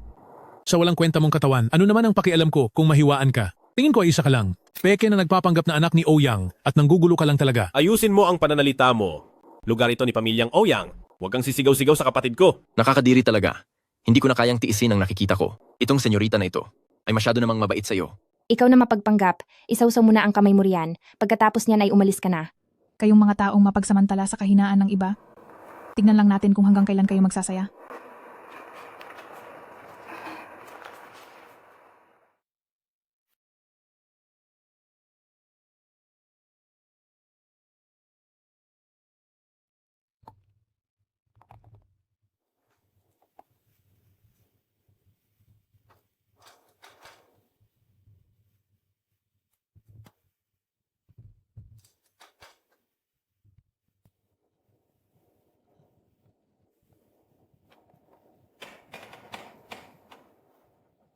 Sinasabi ko na nga ba, walang nangyari. Ikaw na mapagpanggap, lumayas ka na. Lumayas ka na, manluloko. Huwag mo na kaming hiyain dito. Lumayas ang mapagpanggap. Paano itong nangyari? Jiang Zixuan, kontento ka na ba? Ang daming tao ang naabala mo ng matagal. Akala mo ba ay wala kaming ginagawa? Pinapayuhan kita na. Sumunod sa napag-usapan nating patakaran, lumuhod ka at humingi ng tawad sa akin. Bakit? Sa anong dahilan? Bakit? Wala naman akong ginagawang masama. Bakit kailangan ko lumuhod at humingi ng paumanhin sa'yo? Aba, ikaw nasalat sa pangaral at walang modo, ibinigay na ng pamilya namin ang lahat ng respeto sa iyo, di ba? Ang suot mo ngayon ng mga alahas na ginto ay galing sa pinaghirapan kong pera. Kayong buong pamilya, wala kayong ginawa kundi gamitin ako at siraan ang pagkatao ko. Anong karapatan mong pagsalitaan ako ng ganyan? Wala kang hiya, napakasama mong babae. Nagawa mo pang sigawan ng nanay ko. At ano naman kung sisigawan ko siya? Nanay mo siya, hindi ko siya nanay. Matagal na tayong hiwalay. Libawen? Huwag mo nang subukang gamitin ang pananakit mo para kontrolin ako. At huwag na ring umasa ang pamilya mo na mapapaikot niyo pa ako. Wala kang ginagawang masama? Ang kapal din naman ng mukha mo. Lahat ng nangyari sa araw na ito, saksi kaming lahat. Ngayon lang ako nakakita ng taong sobrang kapal ng mukha. Nagpapaawa ka pa ngayon? Kung hindi dahil sa masamang babaeng ito, kanina pa sana natin ipinagdiriwang ang pagbabalik ni Binibining Ouyang. Bilis, kay Binibining Uyang ka lumuhod at humingi ng tawad. Lumuhod ka at humingi ng tawad. Lumuhod ka at humingi ng tawad. Lumuhod ka at humingi ng tawad. Lumuhod ka at humingi ng tawad. Lumuhod ka at humingi ng tawad. Lumuhod ka at humingi ng tawad. Lumuhod ka at humingi ng tawad. Lumuhod ka at humingi ng tawad. Maraming salamat po sa inyong lahat sa pagtatanggol sa akin ngayong gabi. Sa hinaharap, pagdating sa negosyo, kung magkaroon man kayo ng problema, pumunta lang kayo sa Ouyang Group at hanapin nyo lang si Ouyang Qian. Iba talaga si Binibining Uyang. Napakapalas sa mga biyaya. Napakagalante ni Binibining Ouyang. Napakagalante ni Binibining Ouyang. Ay naku, Xiaoyi. Naku po. Ay naku miss, ha ha ha. Kapag maayos na ang posisyon mo sa Ouyang Group, siguraduhin mong hindi mo malilimutan ang aming pamilya Li. Ha ha ha. Huwag kayong mag-alala. Tanda ko ang lahat. Lahat ng dapat ibigay, walang makakalampas sa akin. Zhang Zixuan, dahil wala ka talagang hiya, pati ang suot mong mga damit, ay hindi mo na kailangang isuot. Hoy, halikayo rito, hubarin niyo ang suot niya. Bitawan niyo ako. Bakit hindi kayo? Naniniwala sa akin? Aalis na lang ako. Gusto mong umalis? Huli na ang lahat. Bakit nakatayo lang kayo dyan? Ako si Ouyang Qian, kaya ako ang masusunod kung paano parurusahan. Ang mapagpanggap na walang silbi. Simulan niyo na. Huwag po. Aalis na po kami ngayon din. Ipinapangako ko na hindi na kami muling lilitaw sa Chingcheng. Nakikiusap po ako. Pakawalan niyo ang anak ko. Parang awa niyo na. Aba, ngayon ay naaalala mo na ang anak-anakan mo? Huli na ang lahat. Ngayong gabi, papakita ko sa inyo ang kahihinatnan ng pagbangga kay Ouyang Qian. Gawin niyo na.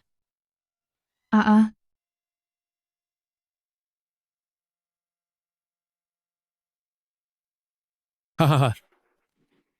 Ilang araw pa lang matapos ang diborsyo, ay mas nagiging malandi ka na. Nakaupo ka rito ng gulo-gulo ang suot. Sino ba ang sinusubukan mong akitin? Napakasamang babae mo talaga. Nakuha mo pang umiyak? Ha? Nung naninigaw ka kanina, hindi ka naman ganyan kahina. Nagpapanggap kang tila isang santa. Tingnan niyo ang hitsura niya. Hinamak at iniwang nakabulagta diyan. Napakakahiya. Bakit nakatitig lang kayo? Sige na, videohan nyo na. Ang ganitong klaseng eksena ay bibihira lang nating makita. Ha ha ha.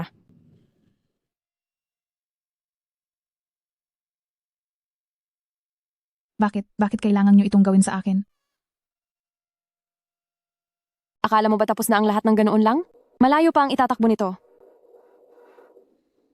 Kuya, ang masamang babaeng ito, ang panglalait at paglapastangan niya sa akin, kitang-kita niyo ang lahat ng iyon.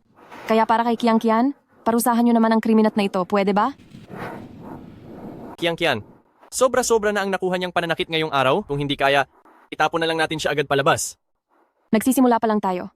Hindi niyo alam, noong una, kung gaano kahirap ang buhay na dinanas ko.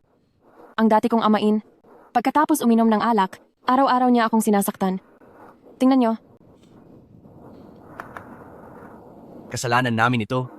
Kung nahanap ka lang sana namin agad, ang mga masasamang bagay na ito ay hindi sana nangyari. Ang masamang babaeng ito, ang kaunting hirap na dinaranas niya ngayon, kung ikukumpara sa akin ay walang binatbat.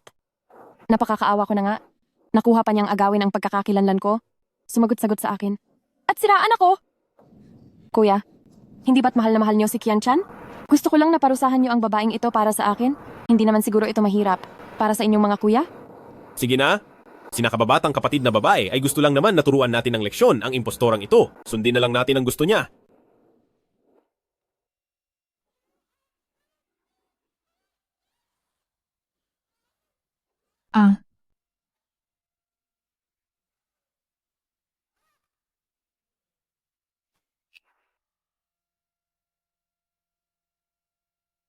Zixuan, Zixuan, Zixuan.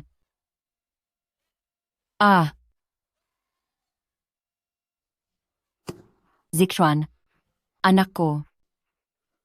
Kasalanan ito ni Mama. Kasalanan ko ang lahat.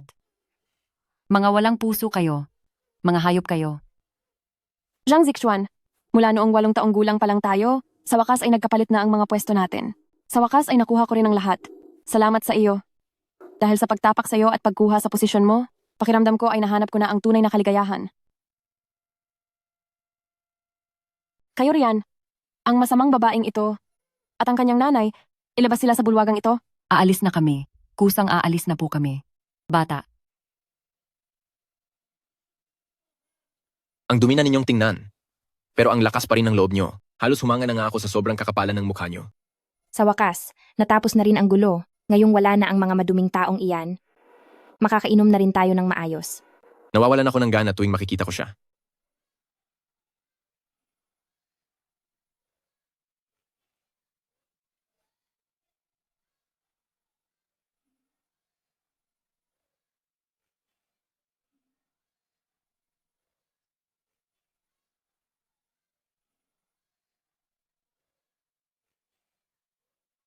Sige na po sa inyong lahat. Tapos na po ang eksena. Ngayong araw kaming 4 na magkakapatid. Pagkatapos ng 15 taon ay muling nagkasama. Lahat ng mga nakakaabala ay kalimutan na natin. Ang mahanap niyo kaming lahat, kuya. Ang pinakamalaking swerte ko sa buhay na ito. Ang mga masasamang tao ay naitaboy na natin dahil sa ating pagtutulungan. Mula ngayon, wala na kahit na sinong mang-aabala pa sa pamilya natin. Ang mga panggulong iyan, sa wakas ay napaalis din. Third Young Master Ouyang, sa hinaharap ay umaasa kaming aalagaan niyo po kaming mabuti. Ako nga pala si Lee Bowen, ang mapapangasawa ni Xiao Qian. Maituturing na rin kaming kapamilya. Ha ha ha. Tama. Ay, pamilya na tayong lahat, isang pamilya. Napakasaya ng ating muling pagsasama, ha ha ha.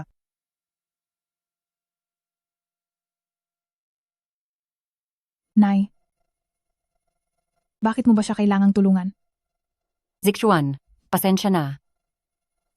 Magtatapat na ang nanay. Sasabihin ko na ang lahat sa iyo. Zixuan, hindi nawala ang iyong anak. Kinuha lang siya ni na Sun Yi at ng mga kasama niya. Ma, nagbibiro lang po kayo, di ba? Totoo ang lahat ng sinabi ko. Noong araw na iyon, palihim akong kinausap ni Sun Yi. Sinabi niya sa akin na, kapag tumayo ako bilang saksi para sa kanya sa piging, ibabalik niya ang bata at hahayaan siyang mamuhay kasama natin. Ma, ibig sabihin, ang lahat ng sinabi niyo kanina sa piging, yung mga sinabi niyo po sa akin, ay para lang hindi magalit si Sonyi? Ang sabi niyo po na ititigil niyo na ang ugnayan niyo sa akin bilang ina, pawang kasinungalingan lang po yun, di ba? Siyempre naman. Paano ko matitiis ang aking Zixuan? Ang Zixuan ko, ang pinakamabait at pinakamabuting anak sa buong mundo. Ma. Oo nga po, Ma. Ma, maaari naman po nating hintayin na maibalik ang posisyon ko at hayaan si pamilyang Ouyang na tulungan ako na bawiin ang bata. Sana ay hindi natin kailangang danasin ang lahat ng pang-aalipusta na ito. Bakit po kayo nagpadalos-dalos? Wala ring saysay. Zixuan, wala ring saysay. Sinabi sa akin ni Sun Yi na hindi ito maaaring pag-usapan. Kapag hindi ako sumaksi para sa kanya, parurusahan niya ang bata. Nagawa na niyang saktan ang bata noon, maaari niya itong gawin ulit. Ma, natatakot po ako. Ma, patawad po sa lahat. Nagkamali po ako ng pagkakaintindi sa inyo. Wala na akong pakialam sa katayuang iyon. Gusto ko lang na makasama ang aking anak. Hanggat wala siyang masamang nangyayari, mayroon pa akong pag-asang mabuhay. Ang aking Zixuan, napakaunawain mo talagang anak. Gusto lang ni Mama na huwag na. Huwag na tayong masangkot sa gulo ng pamilya ni Pamilyang Ouyang. Tayo'y 3. Basta't magkakasama tayo sa mapayapang pamumuhay, sapat na yun sa akin. Tama po kayo, Ma. Kahit na matalo natin si Sonyi, nariyan pa rin sina Li at Zhang Yi. At nakita ko na rin ngayong araw ang tunay niyang masamang pagkatao. Hindi ko na kailangan ng katayuang iyon. Ma, gusto ko lang pong maging anak niyo. Simula ngayon, magiging Zhang Zixuan na lang ako. Tapos na ang lahat. Nakalipas na ang lahat. Kapag nabawi na natin ang bata, Sisiguraduhin kong poprotektahan ko kayong mabuti para hindi na kayo kailanman masaktan o maapi pang muli.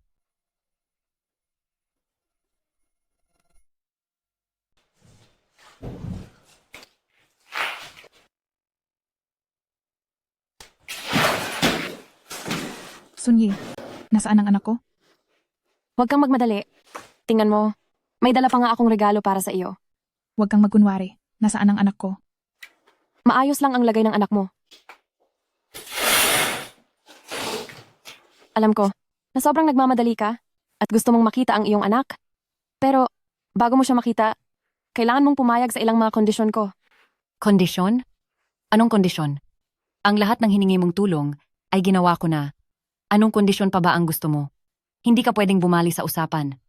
Sunyi, ikaw na ang naging senyorita ng pamilyang Ouyang. Ano pa ba ang hindi mo sapat? Wala na kaming kahit anong bagay na maibibigay pa sa iyo. Huwag kang magmadali. Kailangan ko lang na makipagtulungan ka sa akin. Sa paglalaro ng ilang maliliit na laro, hindi naman sa humihingi ako ng kung ano sa inyo. At saka, ang mga basura ninyong ito sa pamilyang Zhang ay hindi ko man lang papansinin. Laro? Sunny, ano ba talaga ang gusto mong gawin? Gusto mong maging senyorita ng pamilyang Ouyang na galing sa wala at naging mayaman? Pinagbigyan ka na namin. Zhang Zixuan, pakikiusap. Ayusin mo ang iyong lugar. Ngayon, ako na ang panganay na anak ng Ouyang Group. Kahit na, kaunting hindi pagtugon sa akin. Isang tawag ko lang, at ang mga bodyguard ko ay agad na ang iyong anak. Pak, ay ihuhulog sa bangin. Huwag. Kung paano man ang gusto mong laro, gagawin ko. Huwag na huwag mong saktan ang bata. Huwag mo siyang saktan. Sige na. Ano ang gusto mong gawin? Gagawa ako ng paraan para makipagtulungan. Basta wag mong galawin ang anak ko. Ganyan nga. Ang pamilyang ito ay talagang nakakaaliw. Basta ilabas lang ang kasumpa-sumpang sanggol na iyon, ang talino nila ay tuluyang mawawala. Ang ganitong laro ay hinding-hindi ko pagsasawaan habang buhay.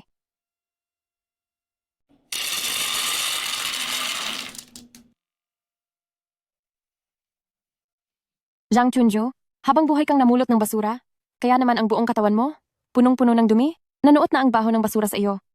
Ngayon, dahil maawain ako, hindi na muna kita pakakamayin sa basura. Heto. Kainin mo ang pagkain ng asong ito. Ito ba ang sinasabi mong laro? Sobrang lupit mo na. Kahit anong mangyari, matanda pa rin ako sa iyo. Paano mo nagawa? Paano mo nagawang? Sunyi, sobrang kawalang hiyaan na yan. Sinasadya mo ba talaga kaming lapastanganin pareho? Kawalang hiyaan? Hump! Huwag na kayong masyadong mareklamo. Mabait pa nga ako sa inyo. Dahil binibigyan ko kayo ng pagkakataon na makitang muli ang batang iyon, tapos ako pa ang sinisisi nyo ngayon? Mga wala kayong utang na loob. Hindi ba't sinabi nyo lang kanina? Nagagawin nyo ang lahat para sundin ang gusto ko? Kahit na ganoon, pakainin mo siya ng pagkain ng aso. Hindi mo ba naiisip na labis na iyan? Ano bang tingin mo sa nanay ko? Pagkain ng aso? Dapat niyong tandaan, makausap nyo lang ang batang iyon, hindi lang pagkain ng aso. Kahit pa ipakain ko sa inyo ang dumi, kailangang sumunod kayo. Pagsunod lang sa utos ko, ang tanging paraan upang mahanap nyo ang batang iyong gusto nyo. Ngayon ko lang na-realize. Sinasadya mo ang lahat ng ito? Nandito ka lang para pahirapan kami pareho, para lang sa kasiyahan mo. Ano ngayon? Hindi ko hinayaang mawala-wala. Sa halip, kinuha ko ang sanggol at inuwi siya. Napakalaking pabor na iyon para sa inyo. Mga mababang uri lang kayong dalawa. Huwag niyo namang isiping uupo ako rito para makipagkasundo ng pantay sa inyo. Hayaan mo na, Zixuan. Kung anuman ang gusto niya, pagbigyan na lang natin siya. Alang-alang sa bata, ang lahat ng ito ay sulit.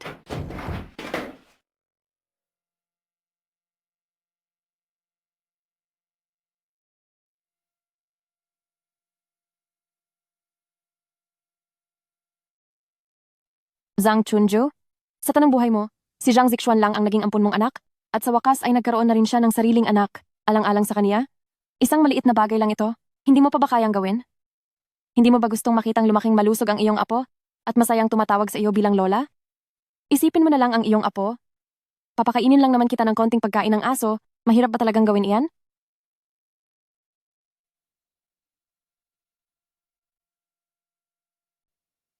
Kuya, pangalawang kuya. Noong isang araw ay nakita ko ang mga galos sa braso ng kapatid natin. Napakadami nun. Yung kinilala niyang ama, parang masamang tao siya. Hay, nabanggit nga ni Kiangkian noon na ang kaniyang kinilalang ama Wala nang ginawa kundi uminom ng alak at saktan siya araw-araw. Sa loob ng 15 taon, siguradong naging mahirap ang buhay niya. Hindi ito katanggap-tanggap. Ang ating kapatid na may mataas na katayuan, bakit hahayaang saktan lang ng isang lasenggo? Kuya, pangatlong nakababatang kapatid. Kailangan nating ipagtanggol. Ang ating kapatid. Lao Chen, Nandito po ako. pumunta ka ngayon din at imbestigahan ang pagkatao ng kinilalang ama ni Qiang Qian. Opo, CEO.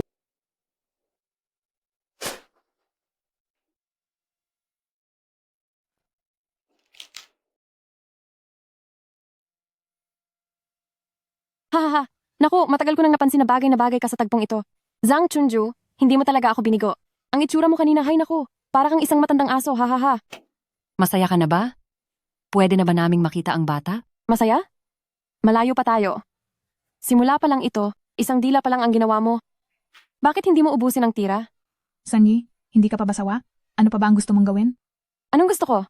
Ang buong pamilya niyo ay nabubuhay lang sa pagpupulot ng basura. Kapag binigyan kayo ng basag na bote o lata ng ibang tao, dapat kayong magpasalamat.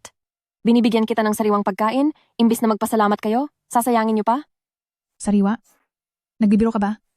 Malinaw na ginagawa mo lang kaming parang aso. Ano naman ngayon? Ang mga mababang uri na tulad niyo, wala na kayong ibang paraan para pasayahin ako. Kaya kahit labag sa loob ko ay, gagawin ko na lang kayong aso para sa kasiyahan ko. Ubusin mo yan, lahat. Dahil kung hindi, huwag niyo nang asahang makikita pa ang batang iyon. Sige. Kakainin ko. Pero kailangang mangako ka na pagkatapos kong kumain, ibabalik nyo na ang bata sa amin. Huwag ka nang maraming satsat, pinapakain kita kaya kumain ka na lang. Dahil kung hindi, sa haba ng buhay mo ay huwag mo nang asahang makikita mo pa ang batang iyon.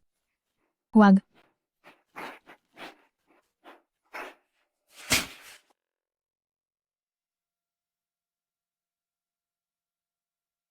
Ang husay, hahaha.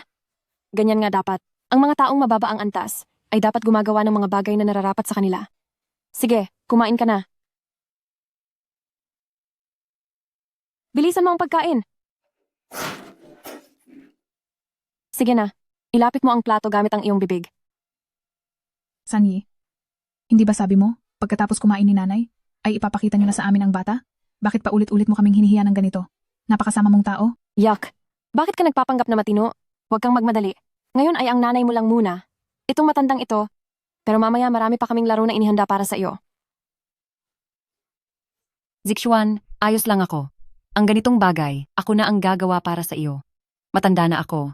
Gagawin ko ang lahat alang-alang sa iyo. Nanay,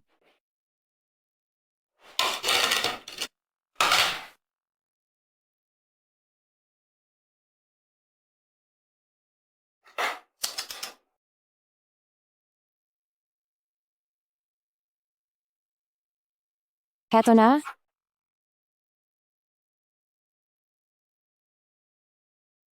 Oh, bilisan mo ang pagkapang.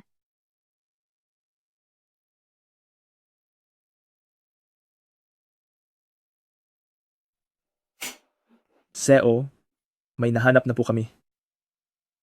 Ang lalaking iyon ay si San Donglai, 53 taong gulang, 10 taon na ang nakakalipas dahil sa matagal na pananakit sa kanyang asawa, nakasuhan siya at mula noon ay nakipaghiwalay ang kanyang asawa. Ngayon ay nakatira siya sa Qingcheng sa isang luma at sirang gusali sa labas ng lungsod. Ang eksaktong tirahan at mga detalye po ay naipadala ko na po sa 3 CEO. Nananakit? Sabi ko na nga ba, itong si Sandong Lai ay isang talunan. Noong may asawa pa siya, sinasaktan niya ito. Ngayong wala na ang asawa niya, yung anak na pinalalaki naman niya ang sinasaktan niya. Napakakaawa naman si Qian Qian na mapunta lang pala sa ganoon kasamang na lalaki. Sige, ihanda ang sasakyan agad. Pumunta tayo sa lugar na iyon para makaharap ang walang kwentang tatay-tatayan na iyon. Halika rito, dali. Ha. Zhang Chunju, para ka talagang masunuring asong tapat. Ha. Kumpara sa makulit mong ampon na babae, mas gusto kita ng kaunti. Ha. Ano pa po ba ang kailangan kong gawin? Gagawin ko na po ang lahat. Hinihiling ko lang na huwag mong hamakin ang aking Zixuan at huwag mong sasaktan ang kanyang anak. Sabi mo iyan, ha? Nay, ayos lang po ba kayo? Zixuan, ayos lang ang nanay. Hindi ito masakit. Nay, may sugat na kayo. Paano niyo nasasabing ayos lang kayo? Gusto lang ni nanay na sa akin na mapunta ang lahat ng paghihirap na dapat ay sa iyo. Sana lang po ay huwag ka na nilang pahirapan pa at huwag saktan ng iyong anak. Nay, patawad po. Sa ganitong edad nyo, pumapasan kayo ng ganitong hirap para sa akin. Nay, napakalaki ng utang na loob ko sa inyo. Ayos lang ang nanay, ayos lang ako. Kapag nakuha na natin ang bata, matutulungan pa kitang mag-alaga sa kanya. Ang katawan ni nanay ay malakas pa. Sanyi, anong klaseng galing ang mga api na matatanda? Sa akin ka na lang bumawi. Tatanggapin ko kahit anong gawin nyo sa akin. Kung gusto nyo akong hamakin, gawin nyo na ang lahat. Huwag nyo lang muling gagalawin ang pamilya ko. Ito na ang huling hangganan ko. Sa buong buhay ko, ang pinakaayaw ko ay ang pagiging plastic. Walang kuwenta kang babae ka pag babayarin kita. Papa, huwag po ninyong parusahan si Mama. Hindi po siya walang kuwentang babae. Ikaw na bata ka, sumasagot ka na ha? Layas. Ayaw ko po, ayaw ko. Kahit ikaw, papaparusahan ko rin. Sandong Lai, sa tingin ko hindi na tayo pwedeng magsama. Hihiwalayan na kita. Gusto ko nang makipag-divorce sa iyo. Bumalik ka rito, walang hiya ka. Mama, huwag po kayong aalis. Iiwan niyo na po ba ako? Umalis ka riyan. Sunyi, pabigat ka lang at malas sa buhay. Simula noong pinanganak kita, hindi na naging maganda ang buhay ko. Ha ha ha ha ha. Isang napakagandang palabas ng mapagmahal na pamilya. Zhang Zixuan at Zhang Chunju, halos manggiyak-ngiyak ako sa inyong dalawa. Sanyi, ano ba talaga ang gusto mo? Ginawa na ng mama ko ang lahat ng gusto mo, pero nakuha mo pang magmalupit. Napakasama ng ugali mo. Masama? Sasabihin ko sa inyo. Sa ipinakita ninyo ngayong araw, hindi ako natutuwa. Kaya nagbago na ang isip ko. Lumapit ka rito at lumuhod, sampalin mo ang sarili mo hanggang sa masiyahan ako. Hanggat hindi ko sinasabing huminto, wala kang karapatang tumigil. Wala kang isang salita. Ayusin mo ang pananalita mo sa akin. Huwag mong kakalimutan na ang buhay ng anak mo ay nasa mga kamay ko. Huwag mong kalimutan na ang kapakanan ng anak mo ay nasa kamay ko pa. Ha? Parusahan siya. Huwag. Hindi ka ba kumain? Napakaliit ng iyong lakas. Halik kayo rito. Ang walang hiyang babaeng ito, napakapayat at mukhang palito. Wala man lang lakas na saktan ang sarili niya. Halika, tulungan niyo siya. Huwag.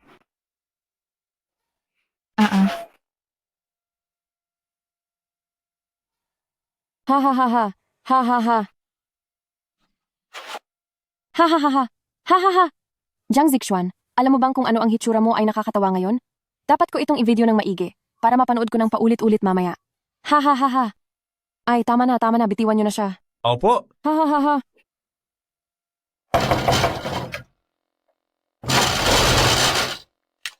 Nasabi ko na po sa inyo, binigay ko na sa inyo lahat ng pera ko. Huwag na po kayong maningil ng utang sa akin.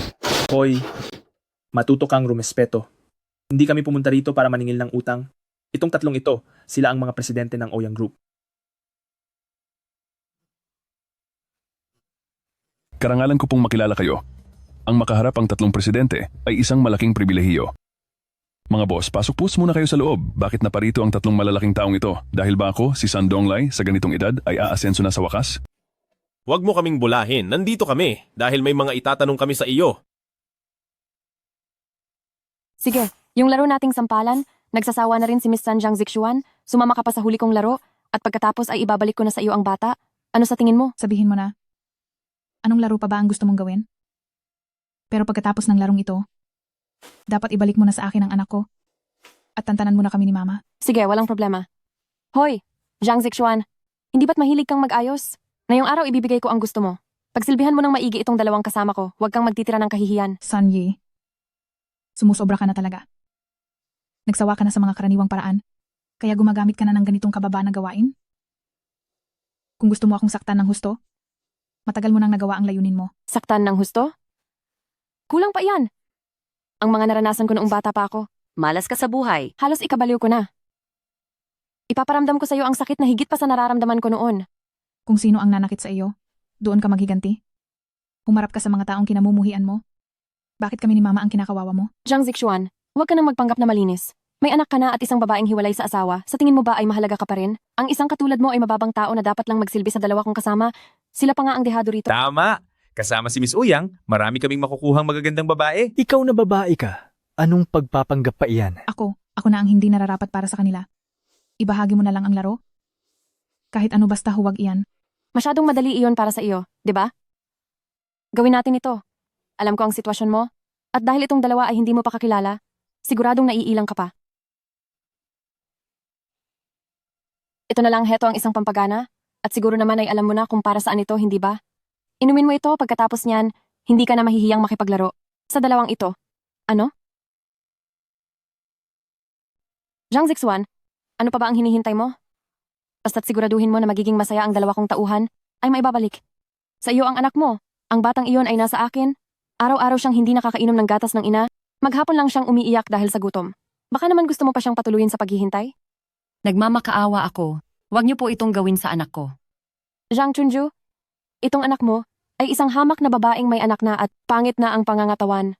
Ang payagan siyang asikasuhin ang dalawa kong tauhan ay isang napakalaking karangalan na hinding-hindi na niya ulit mararanasan. Kung kailangan niyo ng magsisilbi sa kanila, ako na lang po ang ipalit niyo kay Zixuan. Parang awa niyo na. Ikaw? Ano bang pambibiro ito? Bakit hindi ka muna tumingin sa salamin para makita mo kung gaano ka kapangit? Ang isang matandang katulad mo ay paglilinisin ko para sa mga tauhan ko? Baka masuka lang sila sa'yo. Makasama ang isang matandang hukluban?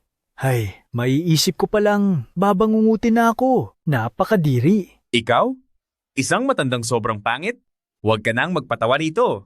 Umalis ka sa harap ko. Aray. Tatlong President Ouyang, ano po ang nais ninyong itanong? Ako po na si Sundong Lai ay sasagot sa lahat ng walang kulang. Sandong Lai, balita namin ay lagi mong sinasaktan ng iyong anak at asawa? Iyon po. President Ouyang, bakit niyo po naitanong yan? Ito po ay isang pribadong bagay para sa pamilya namin. Anong pribadong bagay ng pamilya nyo? Alam mo ba na ang babaeng sinasaktan mo ay ang aming si Ouyang Group, ang kapatid naming nawala ng maraming taon, ang mayamang si Ouyang Qian na siya ring kinilala mong anak na si Sun Yi. Ang si Sun Yi, malinaw na siya ay aking tunay na anak na babae. Kailan pa siya naging si Binibining Ouyang? Huwag kang magmaang-maangan sa akin. Nawala sa amin si Qiang Qian noong 8 taong gulang pa lamang siya, at ikaw ang kumuha at nagdala sa kanya sa bahay niyo. Ako. Totoong hindi po ako nagsisinungaling. CEO, si Sun Yi, ay anak namin ng dati kong asawa. O inalagaan ko siya mula pagkabata. Hindi ako nagsisinungaling sa inyo. Tunay ko siyang anak. Baka po nagkakamali lang kayo. Sandong Lai, sigurado ka ba na lahat ng sinasabi mo ay totoo? Tinitiyak ko sa inyong totoo ito. Wala po akong dahilan para linlangin kayo.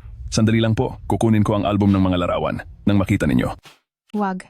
Iinumin ko na. Iinumin ko na. Pero, pagkatapos kong inumin ito, kailangang ibalik niyo sa akin ang bata. At mula sa araw na ito, huwag niyo nang guguluhin ang pamilya ko. Walang problema, isang salita lang ako. Tutal, wala na ring interesanteng bagay para paglaruan ka.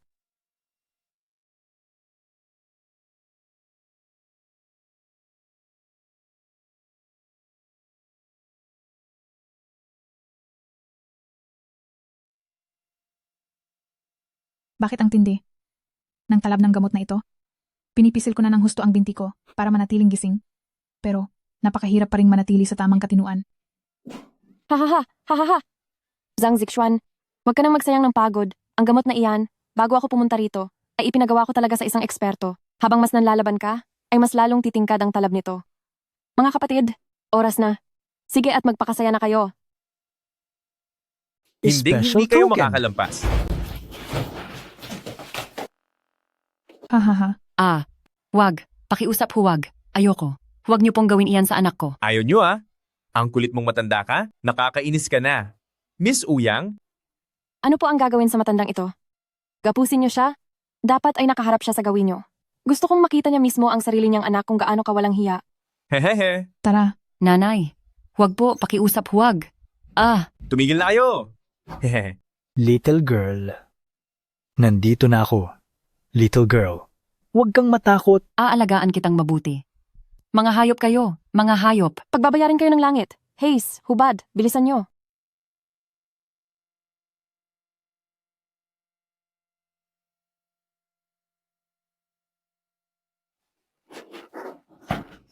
Hubarin ang lahat.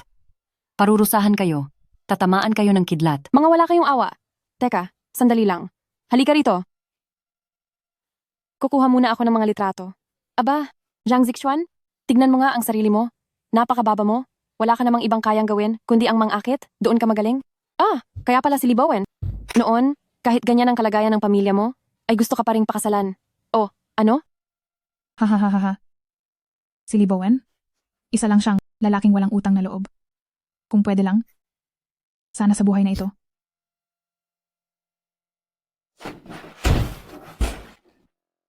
Ay, hindi ko na siya nakilala kailanman. Pwede bang mag-focus ka na lang? Kasama mo ako. Tapos iba ang binabanggit mong lalaki? Nawawala ang gana ko sa iyo. Huwag niyo pong saktan si Zixuan. Pakiusap, huwag niyo siyang saktan. Walang makakapigil sa amin.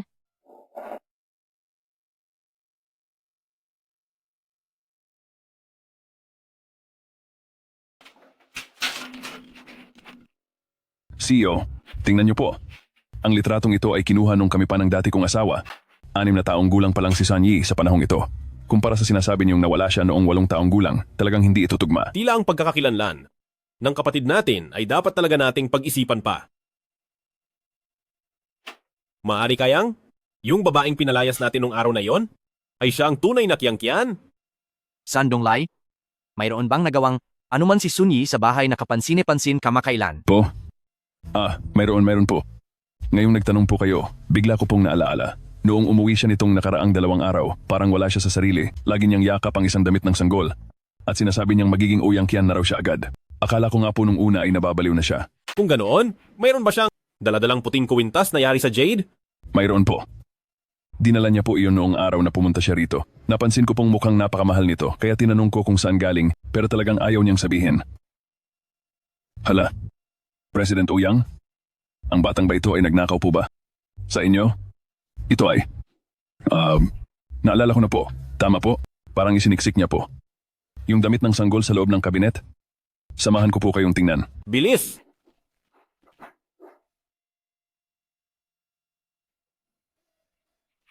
Narito na. Tingnan niyo po.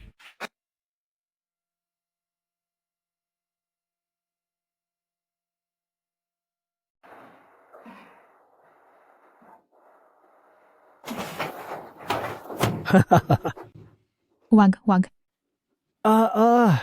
Zhang Zixuan, anong ginagawa mo? Gusto mo pa ba ang iyong anak? Wala kang silbing bagay ka. Pasensya na po. Ikaw na babae ka, nagawa mo akong sipain? Gusto mo na bang matapos ang lahat para sa iyo? Halikayo, buhatin niyo siya para sa akin.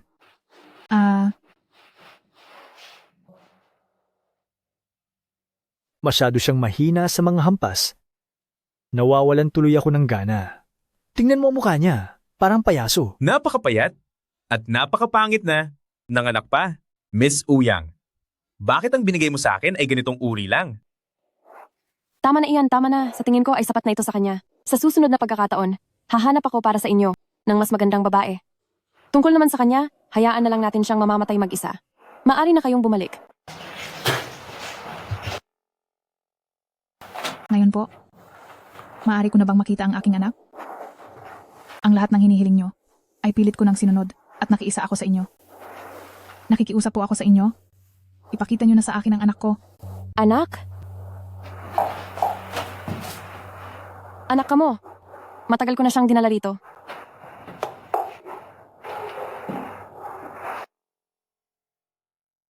Meron na, tingnan ninyo.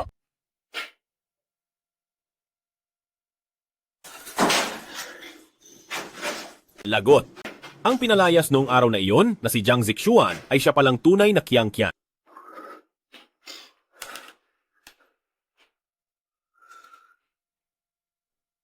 Walang sumasagot? Lao Chen, pumunta ka agad at sa cellphone ni Sunyi, gamitin ang satellite positioning. Opo, i-check ko na po agad. Bata, matagal ko na siyang dinala sa iyo.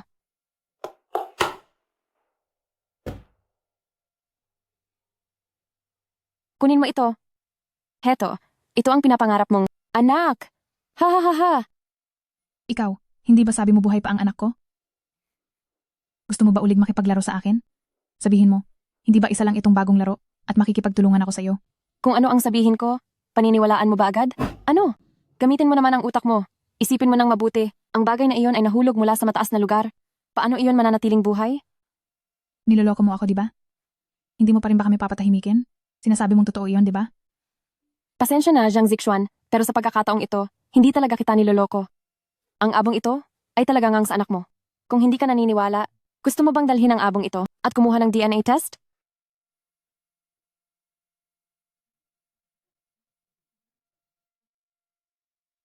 Sanyi, pagbabayarin ka ng langit, parurusahan ka. Jiang Zixuan, huwag ka nang magpakapagod.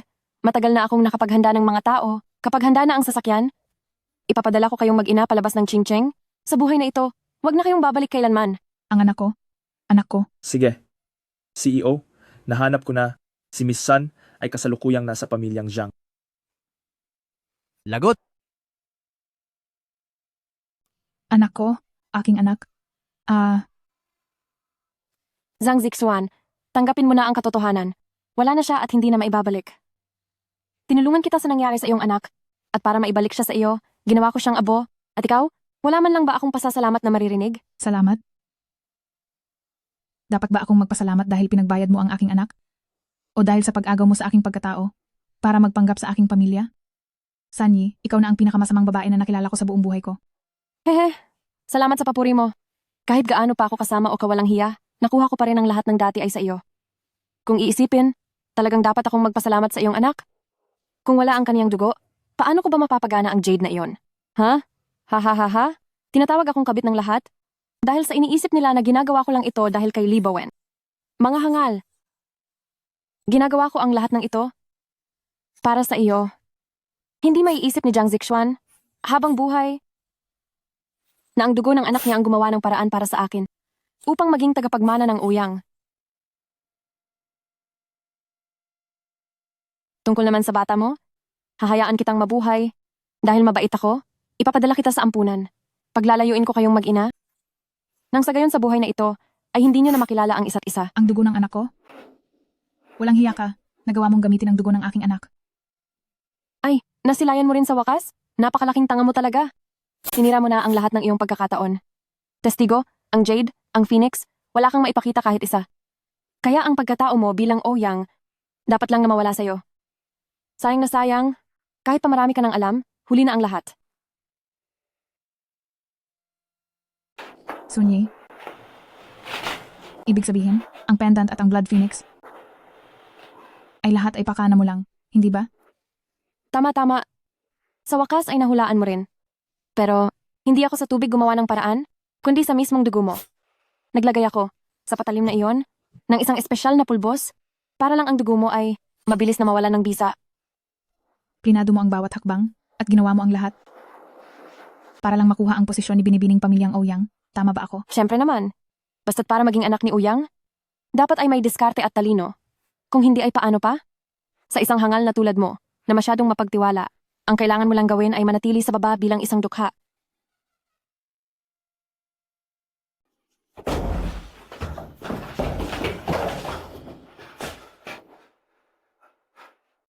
Sinong nahandyan?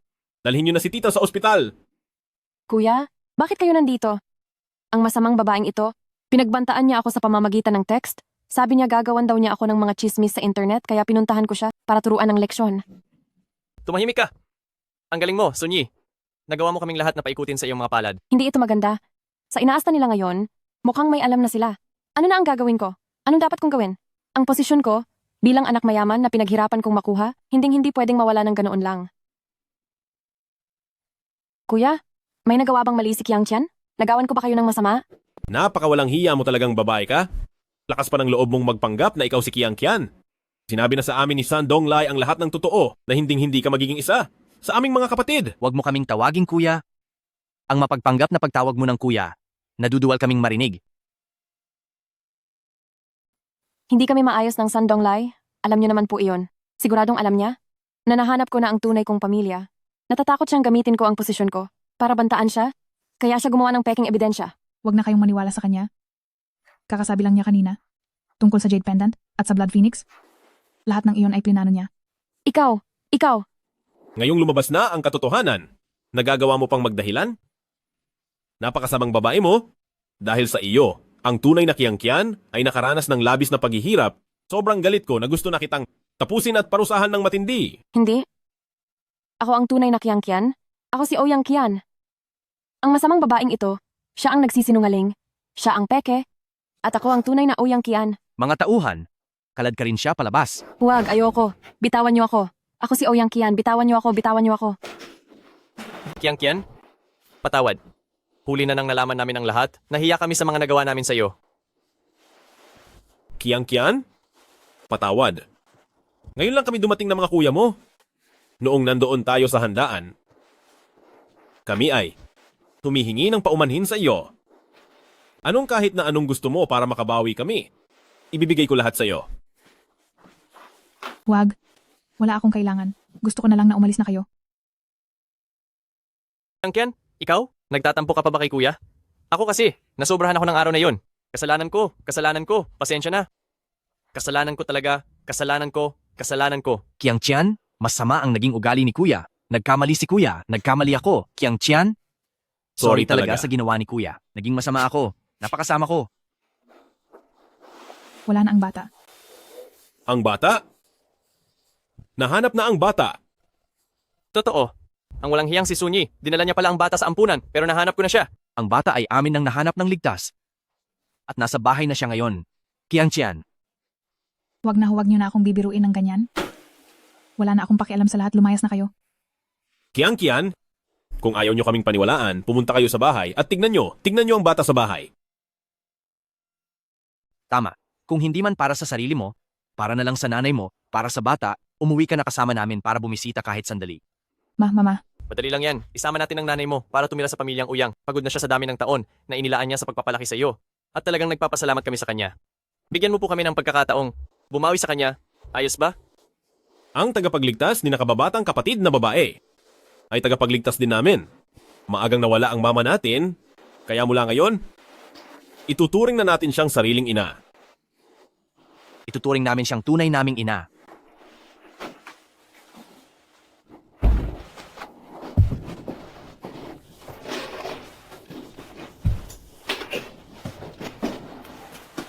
Nakababatang kapatid na babae, umuwi na tayo.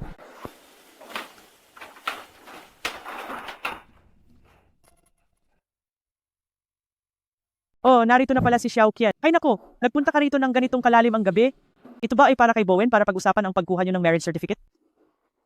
Nay, Kuya Bowen, nandito po ako ngayong gabi dahil mayroon po akong gustong hilingin sa inyo. Uy, ano iyon? Sabihin mo na agad? Mrs., iisa na tayong pamilya. Bakit kailangan mo pang maging formal? Hahaha. Sa totoo lang, hindi ako ang tunay na Oyang Kian. Ang masamang babaeng iyon, plinado niya akong baliktarin. Ang tatlong magkakapatid na pamilyang Ouyang, pinalayas nila ako. Pero huwag kayong mag-alala. Basta't mapabagsak ang babaeng iyan na si Zhang Zixuan, ay may tsansa pa rin ako na maibalik ang aking tunay na pagkakakilanlan. Kaya naman pala, niloloko mo lang kami sa simula pa lang. Na si Zhang Zixuan ang tunay na tagapagmana. Sus Mariosep, napakasama mong babae, mga agaw ka. Sunyi, lakas ng loob mong lokohin ako. Dahil sa iyo, nawala sa akin ang asawa kong tagapagmana. Wala ka nang ibang alam kundi lumandi, napakasama mo. Umalis ka na rito, layas. Umalis na kayo rito agad. Naku po, Bowen, huwag mo na kasing guluhin ang sarili mo sa babaeng iyan. Kailangan pumunta na tayo sa pamilyang Uyang para makiusap kay Zhang Zixuan at tingnan natin kung maaari niya tayong mapatawad sa kabila ng lahat. Huli na ang lahat. Sa tingin niyo ba ay ganoon kahangal si Zhang Zixuan? Ang lahat ng ginawa niyo sa kanya nitong mga nakaraang taon ay hinding-hindi niya malilimutan. Mismo siyang nagsabi, nagaganti siya sa pamilya Lee at papatumbahin niya ang pamilya Lee ng tuluyan. May mukha ka pang ipakita. Ikaw na babae ka, ikaw ang dahilan kung bakit naging ganito ang kalagayan natin ngayon. Pagbabayarin kita. Sandali. Mayroon pa akong isang paraan. Basta't sundin niyo ang lahat ng iuutos ko, siguradong si Zhang Zixuan ay matatalo natin. At maaari pa rin nating mapakinabangan at maranasan ang yaman at luhiya ng Ouyang Group. Maligayang pagbabalik sa bahay, Binibining Ouyang. Kuya, hindi ba't masyadong magarbo ito? Wala lang ito, dahil sinundo namin kayo para rito. Dapat lang naibigay namin sa inyo ang pinakamabuti. Halina kayo, ito na ang ating tahanan. Kiang Kian, kumuha rin kami ng yaya para mag-alaga sa bata, para sa susunod ay maging mas magaan na ang trabaho mo.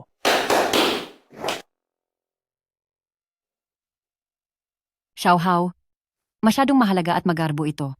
Wala lang po ito, Aunt. Sanay po kayong mamuhay ng simple at matipid at ang naipon ninyong pera ay ginamit nyo lahat para alagaan si Kiang Kian. Ito po ay munting pasasalamat mula sa aming mga mas bata sa inyo. Kayo riyan, alalayan nyo agad si Aunt na isukat ang mga damit.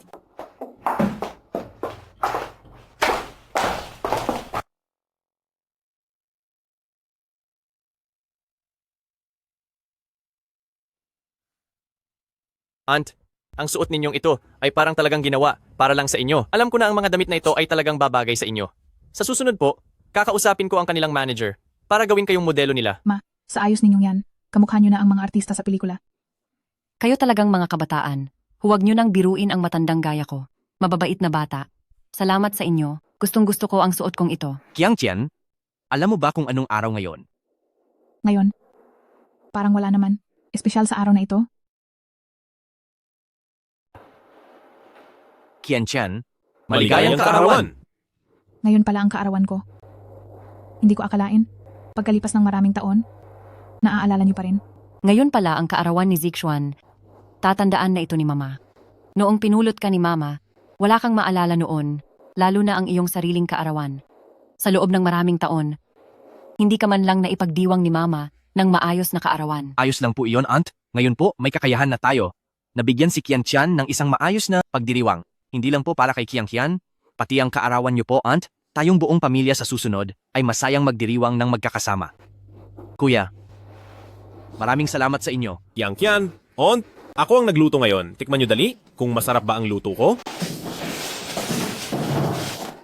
Hindi ko akalain na si Kuya pa mismo ang magluluto.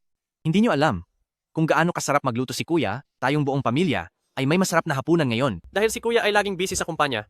Sa mga nakarang taon, ngayon lang natin uli siya nakitang nagasikaso sa kusina. Tignan nyo naman kung anong araw ngayon. Kaarawan kaya ni Kiang Kian. Minsan lang ito sa isang taon. Kung hindi ito paghahandaan ng mabuti, paano na lang? Sayang lang, masyadong mabilis ang lahat. Hindi ako nakaabot para sa paghahanda kay Kiang Kian ng isang engrandeng piging. Kuya, hindi ko kailangan ng engrandeng party. Basta tayong buong pamilya ay magkakasama, iyon na ang pinakamagandang regalo sa akin. Ang ibang tao, puro pambobola lang ang ginagawa sa akin. Alam ko po na kayo lang ang tunay na nagmamahal sa akin.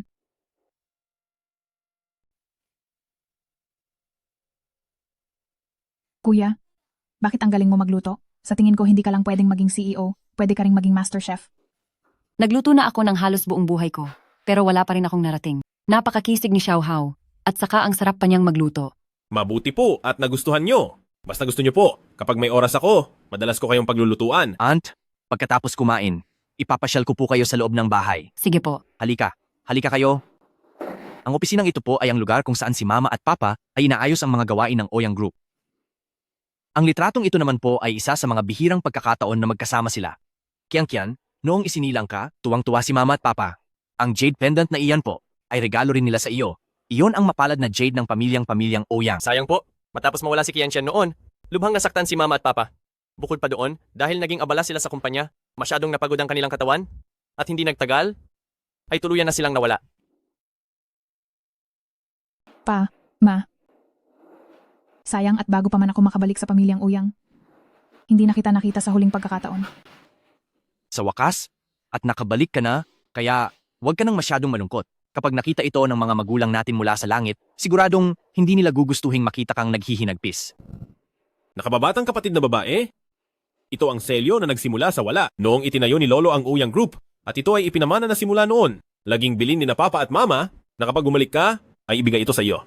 Kahit na ang selyong ito ay hindi ganoon kabigat ang halaga, ngunit para sa ating pamilyang Ouyang ay napakahalaga nito. Ang pagkakaroon nito ay nangangahulugang mayroon kang kapangyarihang pamunuan ang buong Ouyang Group anumang oras. Kuya, gayon din ang tiwalang ibinigay sa akin ni na Papa at Mama. Sisiguraduhin kong iingatan ko ang selyong ito.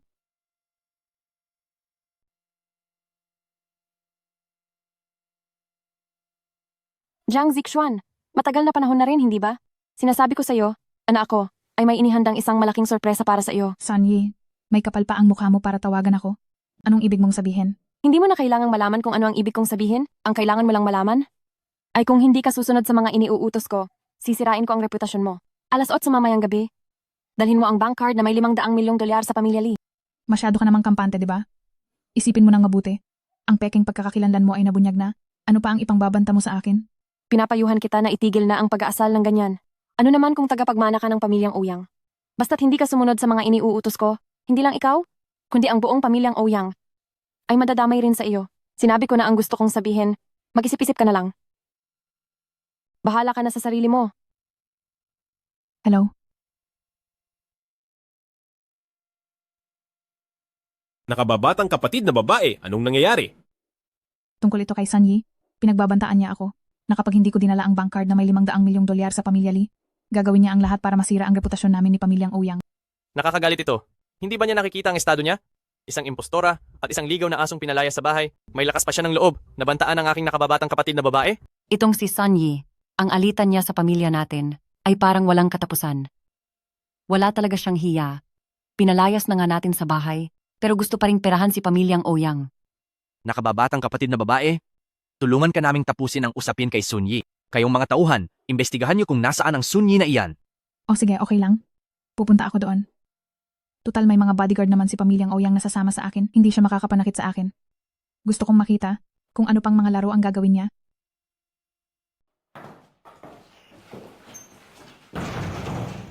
Zhang Zixuan, sa wakas dumating ka rin. Masyado namang mataas ang tingin mo sa sarili mo. Simula nang bumalik ka rito sa pamilyang Ouyang, nagmukha ka ng sosyal. Pero isa ka lang namang babae na binasura ko na noon. Ano ba ang ipinagmamalaki mo? Che, sa tuwing nakikita ko ang itsura mo, parang gusto kitang turuan ng leksyon. Ngayong dikit ka na kay Ouyang Group, natuto ka na ring magpanggap na kung sino. Sinasabihan ko kayo, huwag niyo akong pagtatangkaan. Tapusin na natin ang pag-uusap na ito.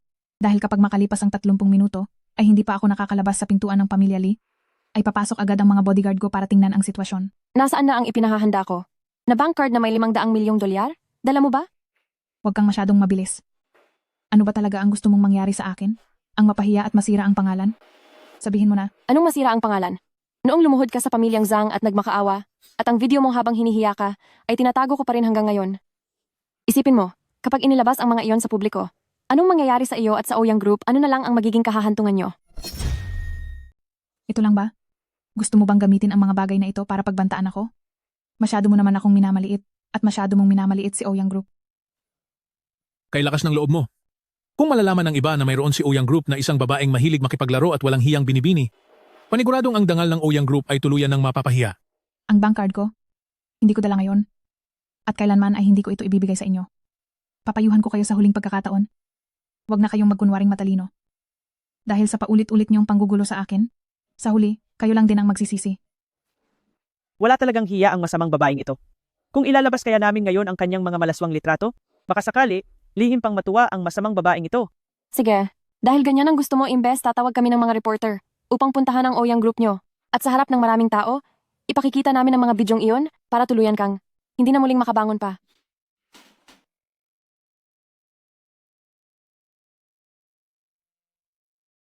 Binibining Ouyang, CEO, may masamang balita, may masamang nangyari. Anong nangyari? Huwag kang magpanik, ipaliwanag mo ng maayos. Tingnan nyo ito. Ang mga trending topics na ito, lahat ng ito ay laban kay Binibining Ouyang. Nangaagaw daw ng lalaki, nangangaliwa raw sa asawa, masama ang ugali mula nang makuha ang posisyon, minamaltrato ang mga empleyado, at pinahihirapan ang mga katulong ni pamilyang Ouyang. Ano bang pinagsasabi ng mga ito? Puro lang naman ito gawa-gawang kwento.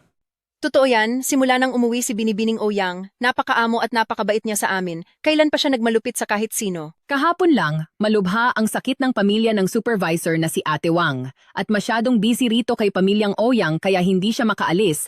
Sobrang nag-alala si Ate Wang, hindi na niya alam ang gagawin. Sa huli, si Binibining Ouyang pa rin ang nagbigay kay Ate Wang ng isang buwang bakasyon para makauwi at maalagaan ang pamilya niya at binigyan pa siya ng bonus para sa buwan na iyon. Tingnan nyo, sobrang lala ng mga paninira sa trending topics na ito. Hindi ako makapaniwalang marami ang naniwala rito. Gayong kahit kailan naman hindi pa nila nakikita si Binibining Ouyang ng personal, nagagawa pa rin nilang baliwalain ang katotohanan, siraan ang taong hindi naman nila kilala. Sobra na silang mapagsamantala. Pinagpapasensyahan lang natin sila, ngunit iniisip talaga nila na kaming mga taga-pamilyang Ouyang ay mahina at madaling apihin? Ang mga taong ito, gumamit lang ng ilang trending topics at nagsimula na agad magkalat ng chismis. Ang taong nag-post nito ay naglalakas loob pa na magsalita ng kung ano-ano. Sabi pa ay magdadala siya ng mga reporter sa Ouyang Group para sa isang live broadcast upang ipakita raw ang mga ebidensya ng pangangaliwa ni Qiang Tian. Walang hiya sila. Imbestigahan nyo yan. Ngayon din, Lao Chen, lahat ng public relations ng pamilyang Ouyang sa internet. Alisin nyo lahat ng mga trending topics na iyan. Gawin nyo na. Sandali. Huminahon muna tayong lahat. Ang gulong ito ay laban sa akin. Handang-handa na ako para rito. Kung gusto nilang mag-live broadcast, handa ko silang harapin. Titingnan natin kung sino ang huling mapapahiya at mawawalan ng dangal. Bilis-bilis na! Sumunod kayo, bilisan nyo. Zhang Zixuan, nakukuha mo pa talagang maupo ng kalmado? Ngayong araw, sisiguraduhin kong ang buong Ouyang Group ay kasama mong babagsak sa hukay. Tanong lang po, Miss Ouyang Qian, totoo ba ang mga nakasulat sa kumakalat na artikulo sa internet? Totoo bang nangaliwa kayo habang kasal pa at niloko ang inyong asawa para makipagsaya sa ibang mga lalaki? Miss Ouyang Qian, may mga pumupuna sa inyo sa pagmamalupit sa inyong mga katulong at empleyado. Totoo po ba ang mga paratang na ito? Isang artikulo sa internet na walang basehang paninira, pero mukhang sobrang interesado kayo. ang kapatid ko ay palaging mabait at magalang sa lahat, at tungkol naman sa pangangaliwa, imbento lang yan ng ilang desperadong lalaki na gustong sirain ang kanyang dangal at gumagawa ng kwento. Kung totoo man o hindi. Malalaman din natin mamaya. Nasa kamay namin ang ebidensya at kapag ipinakita na namin ang lahat sa publiko, tingnan natin kung paano pa kayo makakatakas. Ngayon, ang babaeng ito, parang wala lang siyang pakialam. Pero hindi ko lang alam kung hanggang kailan kakayanin ng makapal niyang mukha ang ganito. Nahihiya ako para sa kaniya. Huwag niyo nang problemahin ang hindi niyo buhay. Kung ang lahat ng ito ay totoo o hindi, siguradong sa kaloob-looban niyo ay alam niyo ang katotohanan. Pinapayuhan ko kayo. Huwag muna kayong magalak ng maaga. Ikaw! President Ouyang, ano ba talaga ang nangyayari dito? Kung ang sinabi ni Miss Sun ay totoo sa bawat salita, ang pakikipagtulungan natin sa Ouyang Group ay posibleng matapos na. Ngayon, ang isyung ito ay kalat na sa internet. Sa totoo lang, walang may gusto na makipagtulungan sa isang iresponsable na tagapagmana ng korporasyon. Hindi ba? Dahil ang ganito ay makakasama lang at walang maidudulot na mabuti sa magkabilang panig. Ay maunawaan ito ng tatlong CEO ang sitwasyon. Nakikita mo na ba, Zhang Zixuan, kapag ang mga kalokohan mo ay tuluyang nabunyag, hindi lang ikaw ang mapapahamak sa huli, kung ibibigay mo na. Ang Ouyang Group sa akin ngayon, maaari ko pang pag-isipan na iwanan ka ng huling tangal. Masyado namang mataas ang hinihingi mo. Gusto mo agad makuha ang Ouyang Group? Nananaginip ka ba? Ang Ouyang Group ay ang pinaghirapan ng pamilyang Ouyang sa loob ng 3 henerasyon. Hindi ito basta laruan na pwede mong kunin basta-basta. Wala akong pakialam kung ilang tao pa ang naghirap dyan. Huwag kang magmatigas. Maaaring ngayon, ikaw at ang Ouyang Group ay parehong mawala o kundi naman, ibigay mo ang buong Ouyang Group kapalit ng hawak namin na flash drive na puno ng mga ebidensya. Sa tingin ko, masyado na siyang sinusuwerte. Dapat ay ang mga litratong iyon ay ilabas na, para siya at ang Ouyang Group ay sabay na bumagsak. Kapag kumalat na ang mga bagay na iyon, tingnan natin kung gaano kalaki ang ibababa ng stock ng Ouyang Group. Kian, ang mga taong ito na nananamantala sa kahinaan ng iba ay masyadong masama. Sigurado ka bang mananalo ka sa kanila? Kung nararamdaman mong masyadong pagod ka na, pwede mo itong ipaubaya sa mga kuya mo para asikasuhin. Tama, Kian. Ginagamit pa nila ang Ouyang Group para takutin ka. Talagang wala silang hiya. Yun, natatakot ka na? Bakit ang bagal mo pa rin? Ibigay mo na sa akin ang Ouyang Group at pagkatapos ay lumayas ka na rito? Mga kuya, walang problema. Ang mga taong ito, hindi magtatagal ang kayabangan nila. Binibining Ouyang, ano ba talaga ang iniisip mo? Ang mga balita tungkol sa iyo, kapag napatunayan ng mga iyon, ang presyo ng stock ng Ouyang Group ay biglang babagsak at kaming mga shareholder ay madadamay rin sa gulo. Tama iyon. Paano mo balak ayusin ang bagay na ito? Maaari mo bang bigyan kami ng malinaw na sagot? Ang tagal na nating nakikipagtulungan sa Ouyang Group. Huwag kang maging walang utang na loob. Lahat kayo, malinis ang aking konsensya. Lahat ng nangyari ngayong araw ay gawa-gawa lang ng aking mga kaaway para sa sarili nilang interes. Kayo na ang bahala kung paniniwalaan niyo ba ito o hindi. Kung sa tingin niyo po ay masyadong malaki ang panganib, maaari niyo nang ilipat agad ang mga share. Pabalik sa Ouyang Group. Ipapahiya ka na nga at itatapon sa kalsada, pero nagpapanggap ka pa rin na wala lang. Ang ganitong uri ng babae ay sadyang walang delikadeza. Miss Ouyang Kian, mahigit 100 taon nang naitatag ang Ouyang Group, ang mga irresponsableng pahayag nyo kanina. Totoo ba iyon? Balita ko, ang founder ng Ouyang Group, na si Ginoong Ouyang Hong mula nang itatag ang kumpanya, ay palaging masipag at matapat na namamahala rito. Mismo siyang tao ay hindi naglulustay ng pera. Tuwing lalabas ay lagi lang siyang nakasuot ng lumang sapatos na gawa sa tela, kaya naman tinatawag siya ng mga empleyado bilang ang mapagkumbabang presidente. Ouyang Kian, tagabang matitiis mo na ang Ouyang Group, na pinaghirapan ng ilang henerasyon, ay mauwi lang sa wala. Sabi ko na nga ba, itong bagong presidente ay hindi magbibigay ng maganda. Noon naman, maganda ang naging pagtutulungan natin. Bakit noong dumating siya ay nagkandaloko-loko na? Kamalasan naman talaga. Tama. Ang ganda na sana ng plano, pero sinira nyo lang ng ganoon kadali. Kapag nagpatuloy pa ito, binabalak ko nang ibigay ang mga shares ko. Tama na. Sa kung ano ang tama o mali, alam na ng kapatid ko ang dapat niyang gawin. Sa loob ng panahong ito, naging maayos ang pagpapatakbo niya sa grupo. Dahil hindi niyo naman siya kilala, huwag niyo na siyang husgahan ng kung ano-ano. Hindi siya kilala. President Ouyang, eksaktong-eksakto ang sinabi mo. Bakit kami makikipagtulungan sa taong hindi namin kilala? Kapag nalaman ito ng publiko, ito ang magbibigay sa amin ng isang malaking dagok na hindi na mababawi kailanman. Bakit kami magtitiwala sa isang babaeng kung saan-saan lang? Biglang sumulpot. Ang pamilyang Ouyang nyo ay napakayaman at makapangyarihan. Kaya kahit mawala man ang impluensya nyo, mayaman pa rin kayo kumpara sa iba. Hindi namin kayo kayang tapatan. Totoo yan. Zhang Zixuan, tatanungin kita sa huling pagkakataon, itong transfer contract pipirmahan mo ba o hindi? Hindi ako pipirma, kahit paanong banta mo. Ang kontratang ito ay hindi ko pipirmahan. Sige lang. Ang tigas talaga ng ulo mo. Ayaw mo talagang makinig hanggat hindi pa huli ang lahat. Kaya ipapakita ko sa lahat ng mga manonood kung gaano kakalingkis sa mga lalaki at ang tunay mong mukha. Kiang, sigurado ka na ba talaga sa desisyon mo? Ang mga material na bagay. Hindi namin iyon inaalala, pero ano man ang mangyari, hindi namin hahayaang masira ang iyong pangalan. Tama siya, Qianqian. Dati pa ay palaging mapang-api si Sunyi sa iyo at palagi siyang may handang masamang plano. Qianqian, hindi naman sa hindi nagtitiwala sa iyo si Kuya, kundi dahil ang taong si Sanyi ay napakatuso at napakasama. Makinig kayong lahat. Mismo si President Ouyang Group na ang nagsabi nito. Kaya paano ito magiging peke? Ibebenta ko na ang lahat ng shares ko ngayon din. At sa partnership na ito, ayoko na. Gusto ko na ring ilipat ang mga shares ko. Kalokohan ito matapos kang gumawa ng masama. Nagawa mo pang tumanggi at gusto mo pang isama kaming lahat sa gulo. Magpapadala na ako ng mensahe ngayon din sa iba pang shareholders na hindi nakarating para ipatransfer din sa kanila ang lahat ng kanilang stocks.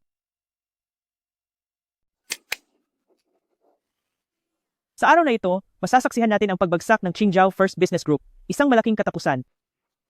Jiang Zixuan, talagang may kakayahan ka, mula nang naging binibining Ouyang ka, sa loob lang ng ilang araw, heto at hindi mo na pala kaya. Nasa kaniya nga ang kagustuhan, ngunit wala naman sa kaniya ang swerte.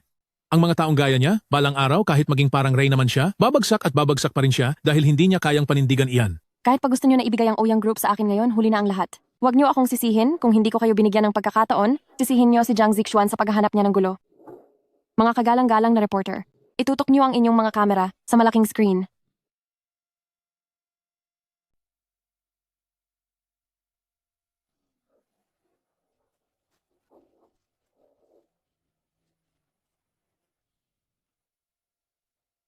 Bakit kayo nakatingin sa akin? Sugurin niyo si Jiang Zixuan na walang hiyang iyan. Kung hindi, lumingon ka muna at tingnan ang nilalaman ng screen na ito. Ano? Paano nangyari ang lahat ng ito? Saan ito kinuha? Jiang Zixuan, napakawalang hiya mo. Sunyi, napakasama mong babae. Paano mo nagawa ito? Paano mo nakuha sa pamilya Lee na makipagrelasyon sa ibang lalaki? Kaya naman pala nitong mga nakaraang araw ay palagi kang kahina-hinala dahil pumupunta ka para makipagkita sa ibang lalaki, tama? Napakawalang hiya mo? Walang hiya ka. Kaya pala, matapos kang palayasin ng pamilyang Ouyang at lumapit sa amin sa pamilya Lee, ay puro ka tungkol sa Kuya Bowen. Iyon pala, isa ka lang babaeng pinaglaruan lang ng kung sino-sinong lalaki. Walang hiya ka. Kaya naman pala pinalayas ka ni pamilyang Ouyang ay para lumapit sa amin ni pamilya Lee. Kung tawagin mo si Kuya Bowen ay akala mo kung sino, pero ang totoo, isa ka palang babaeng pinaglalaruan lang ng kung sino-sinong lalaki. Peke ang mga litratong iyan. Gawa-gawa lang iyan ni Jiang Zixuan. Itigil niyo ang pagkuha ng litrato. Huwag kayong kumuha ng litrato. Lahat ng iyan ay hindi totoo. Tumahimik ka na, ikaw na walang hiya at masamang babae. Dahil sa iyo at sa pagiging kerida mo, ay nawalan patuloy ako ng isang mayaman at disenteng asawa. Ikaw, kung nagawa mong magtaksil noon, magagawa mo ulit magtaksil ngayon. Lumuhod ka sa harap ko. Lee Bowen, akala mo ba ay napakabuti mong tao? Ang magpakasal sa iyo ang puno ng pagkakamaling desisyon na ginawa ko. Hindi pa tapos ang mga litrato. Ituloy niyo lang ang panonood sa screen.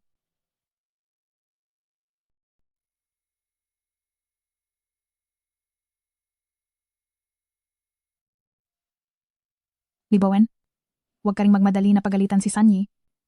Pareho lang kayong dalawa ng ugali, magkatulad lang kayo. Ginamit mo ang perang pinaghirapan kong kitain para lang magpakasaya. Sa loob ng isang gabi kukuha ka ng 7 o 8 babae para samahan kang uminom. Kung ikukumpara niyo ang inyong sarili sa isa't isa, walang pagkakaiba, mas malala ka pa nga. Kaya pala, ikaw ang talagang walang hiya. Araw-araw mo akong ginagawa ng kwento, sinakababatang kapatid na babae na may kinalantari ako kahit may asawa na. Ang totoo, yung mga ginagawa mo mismo ay pilit mong ibinibintang sa akin. Kay nakababatang kapatid na babae. Ngayon, naniniwala na ba ang lahat?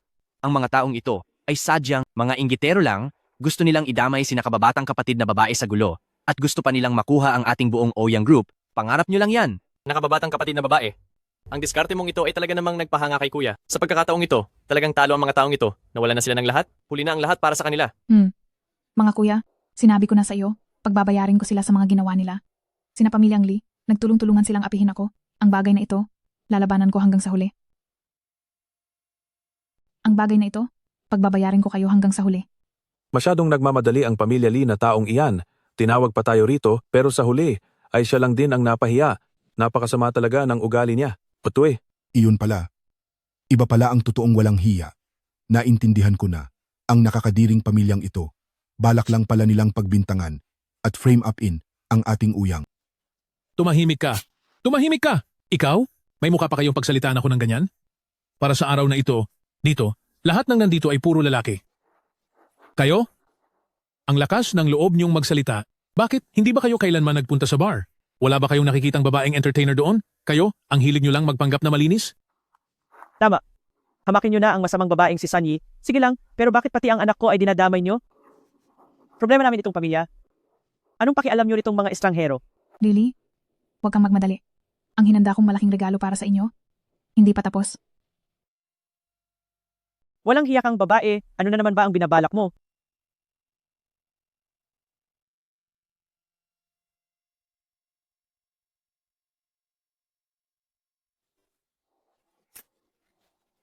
Lily, Libowen, pagdating sa galing mong magpaikot ng tao, ikaw na ina, ay talaga namang may malaking ambag. Isinama mo si Libowen noong nag-asawa ka ng 4 na ulit, at ang binibiktima mo ay ang mga matatandang mag-isa, para nakawan sila ng kanilang mga naipong pera. Ikaw, hayop ka. Imbento ka lang ng imbento. Nakikipag-date lang ako, anong masama doon? Isang matandang dalaga na ako, kaya kung makipag-date man ako, at humanap ng makakasama, hindi ba't normal lang iyon? Bakit kapag galing sa bibig mo, nagiging panloloko na sa pera ng insurance? Alam ko namang itatangi mo yan. Kaya nasa loob ng dokumentong ito, ang lahat ng naging kasunduan nyo ng 4 mong dating asawa.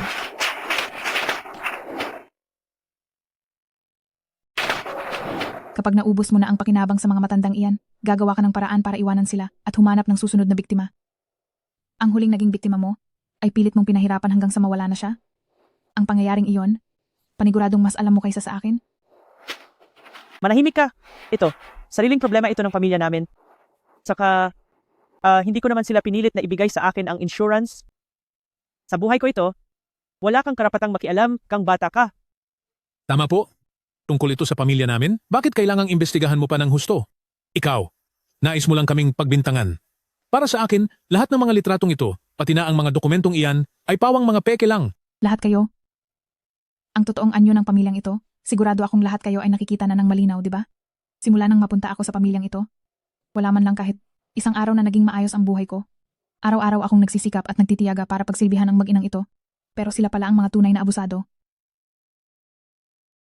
Ang pamilyang ito, gaya ng inaasahan, ay walang mga kwenta. Ang isa ay mas malala pa sa isa. Nagawa pa nilang umasa na mapapaalis kami sa Oyang Group. Tama ka. Ano? Oo, tama. Tungkol sa pag-promote ng stock noon. Nasilaw lang kami sa mga kasinungalingan ng pamilyang ito. Hindi iyon bibilangin. Hindi talaga bibilangin. Ha. Noong nakaraang piging para sa 1 buwan ng sanggol, magnanakaw sila ng hiyas, gumawa ng maling paratang. Kung hindi namin nalaman agad, siguro hanggang ngayon ay nakakulong pa si Sanyi. Sa kakahahap kay pamilyang Oyang, mahal na binibini. Ang mga balita nila, puro gawa-gawa lang. Wala ni isa ang totoo. Mula pa sa simula, ang kapatid ko, ang tunay na biktima rito. Mga mapagsamantala silang lahat, minaliit nila ang kapatid ko dahil mahirap lang siya noon at may anak na siya, kaya pinabayaan nila siya. Anong panahon na ba ngayon? Bakit mas pabor pa rin sila sa lalaki kaysa babae? Sobra na ang pagiging makaluma ng tatlong ito. Huwag po kayong mag-alala. Ang pangyayaring ito, kaming mga mamamahayag, ay sisiguraduhing ilalantad ang lahat. Huwag po kayong mag-alala. Ang bagay na ito, kaming mga reporter, ay sisiguraduhing maisisiwalat ito. Ang pamilyang iyan, bukod sa pagiging masama at walang puso sa akin, halos mawala pa ang anak ko dahil sa kanila. Isang bagong silang na sanggol, na anak din naman ni Libowen. Pero si Libowen, itinuring siyang pampabigat lang. At hinayaan si Sanyi na ihulog siya mula sa itaas. Miss Oyang, huwag po kayong mag-alala. Ang nangyayari ngayon ay naka-livestream na sa buong bansa. Makikita ng buong mamamayan ang masasamang pagkatao ng pamilyang ito. Sanyi, isang katotohanan na ang pambabaliktad na ginagawa ninyo. Inuutos ko sa inyong lahat ngayon na agad lumuhod at humingi ng tawad sa kapatid ko. Dahil kung hindi, sisiguraduhin kong pagsisihan ninyo ang ginawa nyo. Tama. Kayong tatlong mapanlinlang na tao, muntik na rin kaming magkaroon ni Oyang Group ng malaking hindi pagkakaunawaan. Dapat ninyong panagutan ito sa akin. Akala ko kung ano nang nangyayari. Hindi ko akalain na pagdating dito, niloko lang pala kami ng pamilyang ito. Bilis, lumuhod kayo at humingi ng tawad. Lumuhod ka at humingi ng tawad. Huminto ka. Sayang naman. At nagawa pang makatakas ng 3 walang hiyang iyon. CEO, huwag kayong mag-alala. Ang bilang ng nanonood sa livestream na ito ay lumampas na sa 10 milyon. Ang mga baho ng 3 iyon, sa loob ng buong lungsod ng Chingcheng, ay alam na ng lahat ng tao. Kahit pa nakatakas sila, para na silang mga dagang kanal na kinasusuklaman ng lahat. Hindi ko na kayo kailangang gambalain pa ngayon. Maaari na kayong umalis lahat. nakababatang kapatid na babae, sa pagkakataong ito, napakagaling ng ginawa mo. Hindi mo lang nakita ang itsura ng tatlong trader na iyon noong lumabas sila na parang basang sisiw, napakagandang panoorin. Mukhang tayong tatlo ay minaliit yata ang ating sinakababatang kapatid na babae. Ang plano mong ito na bitagin sila ay talagang mahusay. Ngayon ang tatlong iyon ay siguradong wala nang kawala sa galit ng mga tao online dahil malinaw ang mga ebidensya. Sa pagkakataong ito ay talagang kusa nilang hinanap ang sarili nilang kapahamakan. Sa buong lungsod ng Qingcheng, marahil ay wala nang isang tao na hindi nakakakilala sa kanila. Sa buong Qingcheng, parang wala na sigurong hindi nakakakilala sa kanila. Mga kuya sa kuya, wag niyo na po akong biruin. Dahil sa paulit-ulit nilang pang-aabala. Hindi na dapat ipagtaka kung bakit hinayaan ko silang sa Qingcheng ay talagang sumikat ng husto. Tungkol naman sa bagay na ito, hindi ito matatapos ng ganito lang. Inutusan na namin si Ace Lawyer ng Ouyang Group na padalhan silang tatlo ng sulat mula sa abogado. Ang tatlong taong iyon, ang ginawa nilang pang-aapi sa iyo dati, pati ang mga paninirang puri at pananakot, ay may sapat na ebidensya. Kapag pinagsama-sama ang mga kasong ito, sapat na ito para mabulok sila sa kulungan. Matapos ang mahabang panahon na pakikipagtuos sa kanila, masasabing sa wakas ay nakuha na nila ang nararapat na parusa. Maraming salamat din sa kuya, sa pag-aalala at pagtulong sa akin. Yang Qian, nahirapan ka rin noong nakaraang mga araw, panahon na para mag-relax ka naman. Dati ay mag-isa ka lang na nagtiis sa maraming paghihirap, pero ngayon nandito na kaming mga kuya mo sa kuya. Hindi ka na namin hahayaang masaktan pa muli.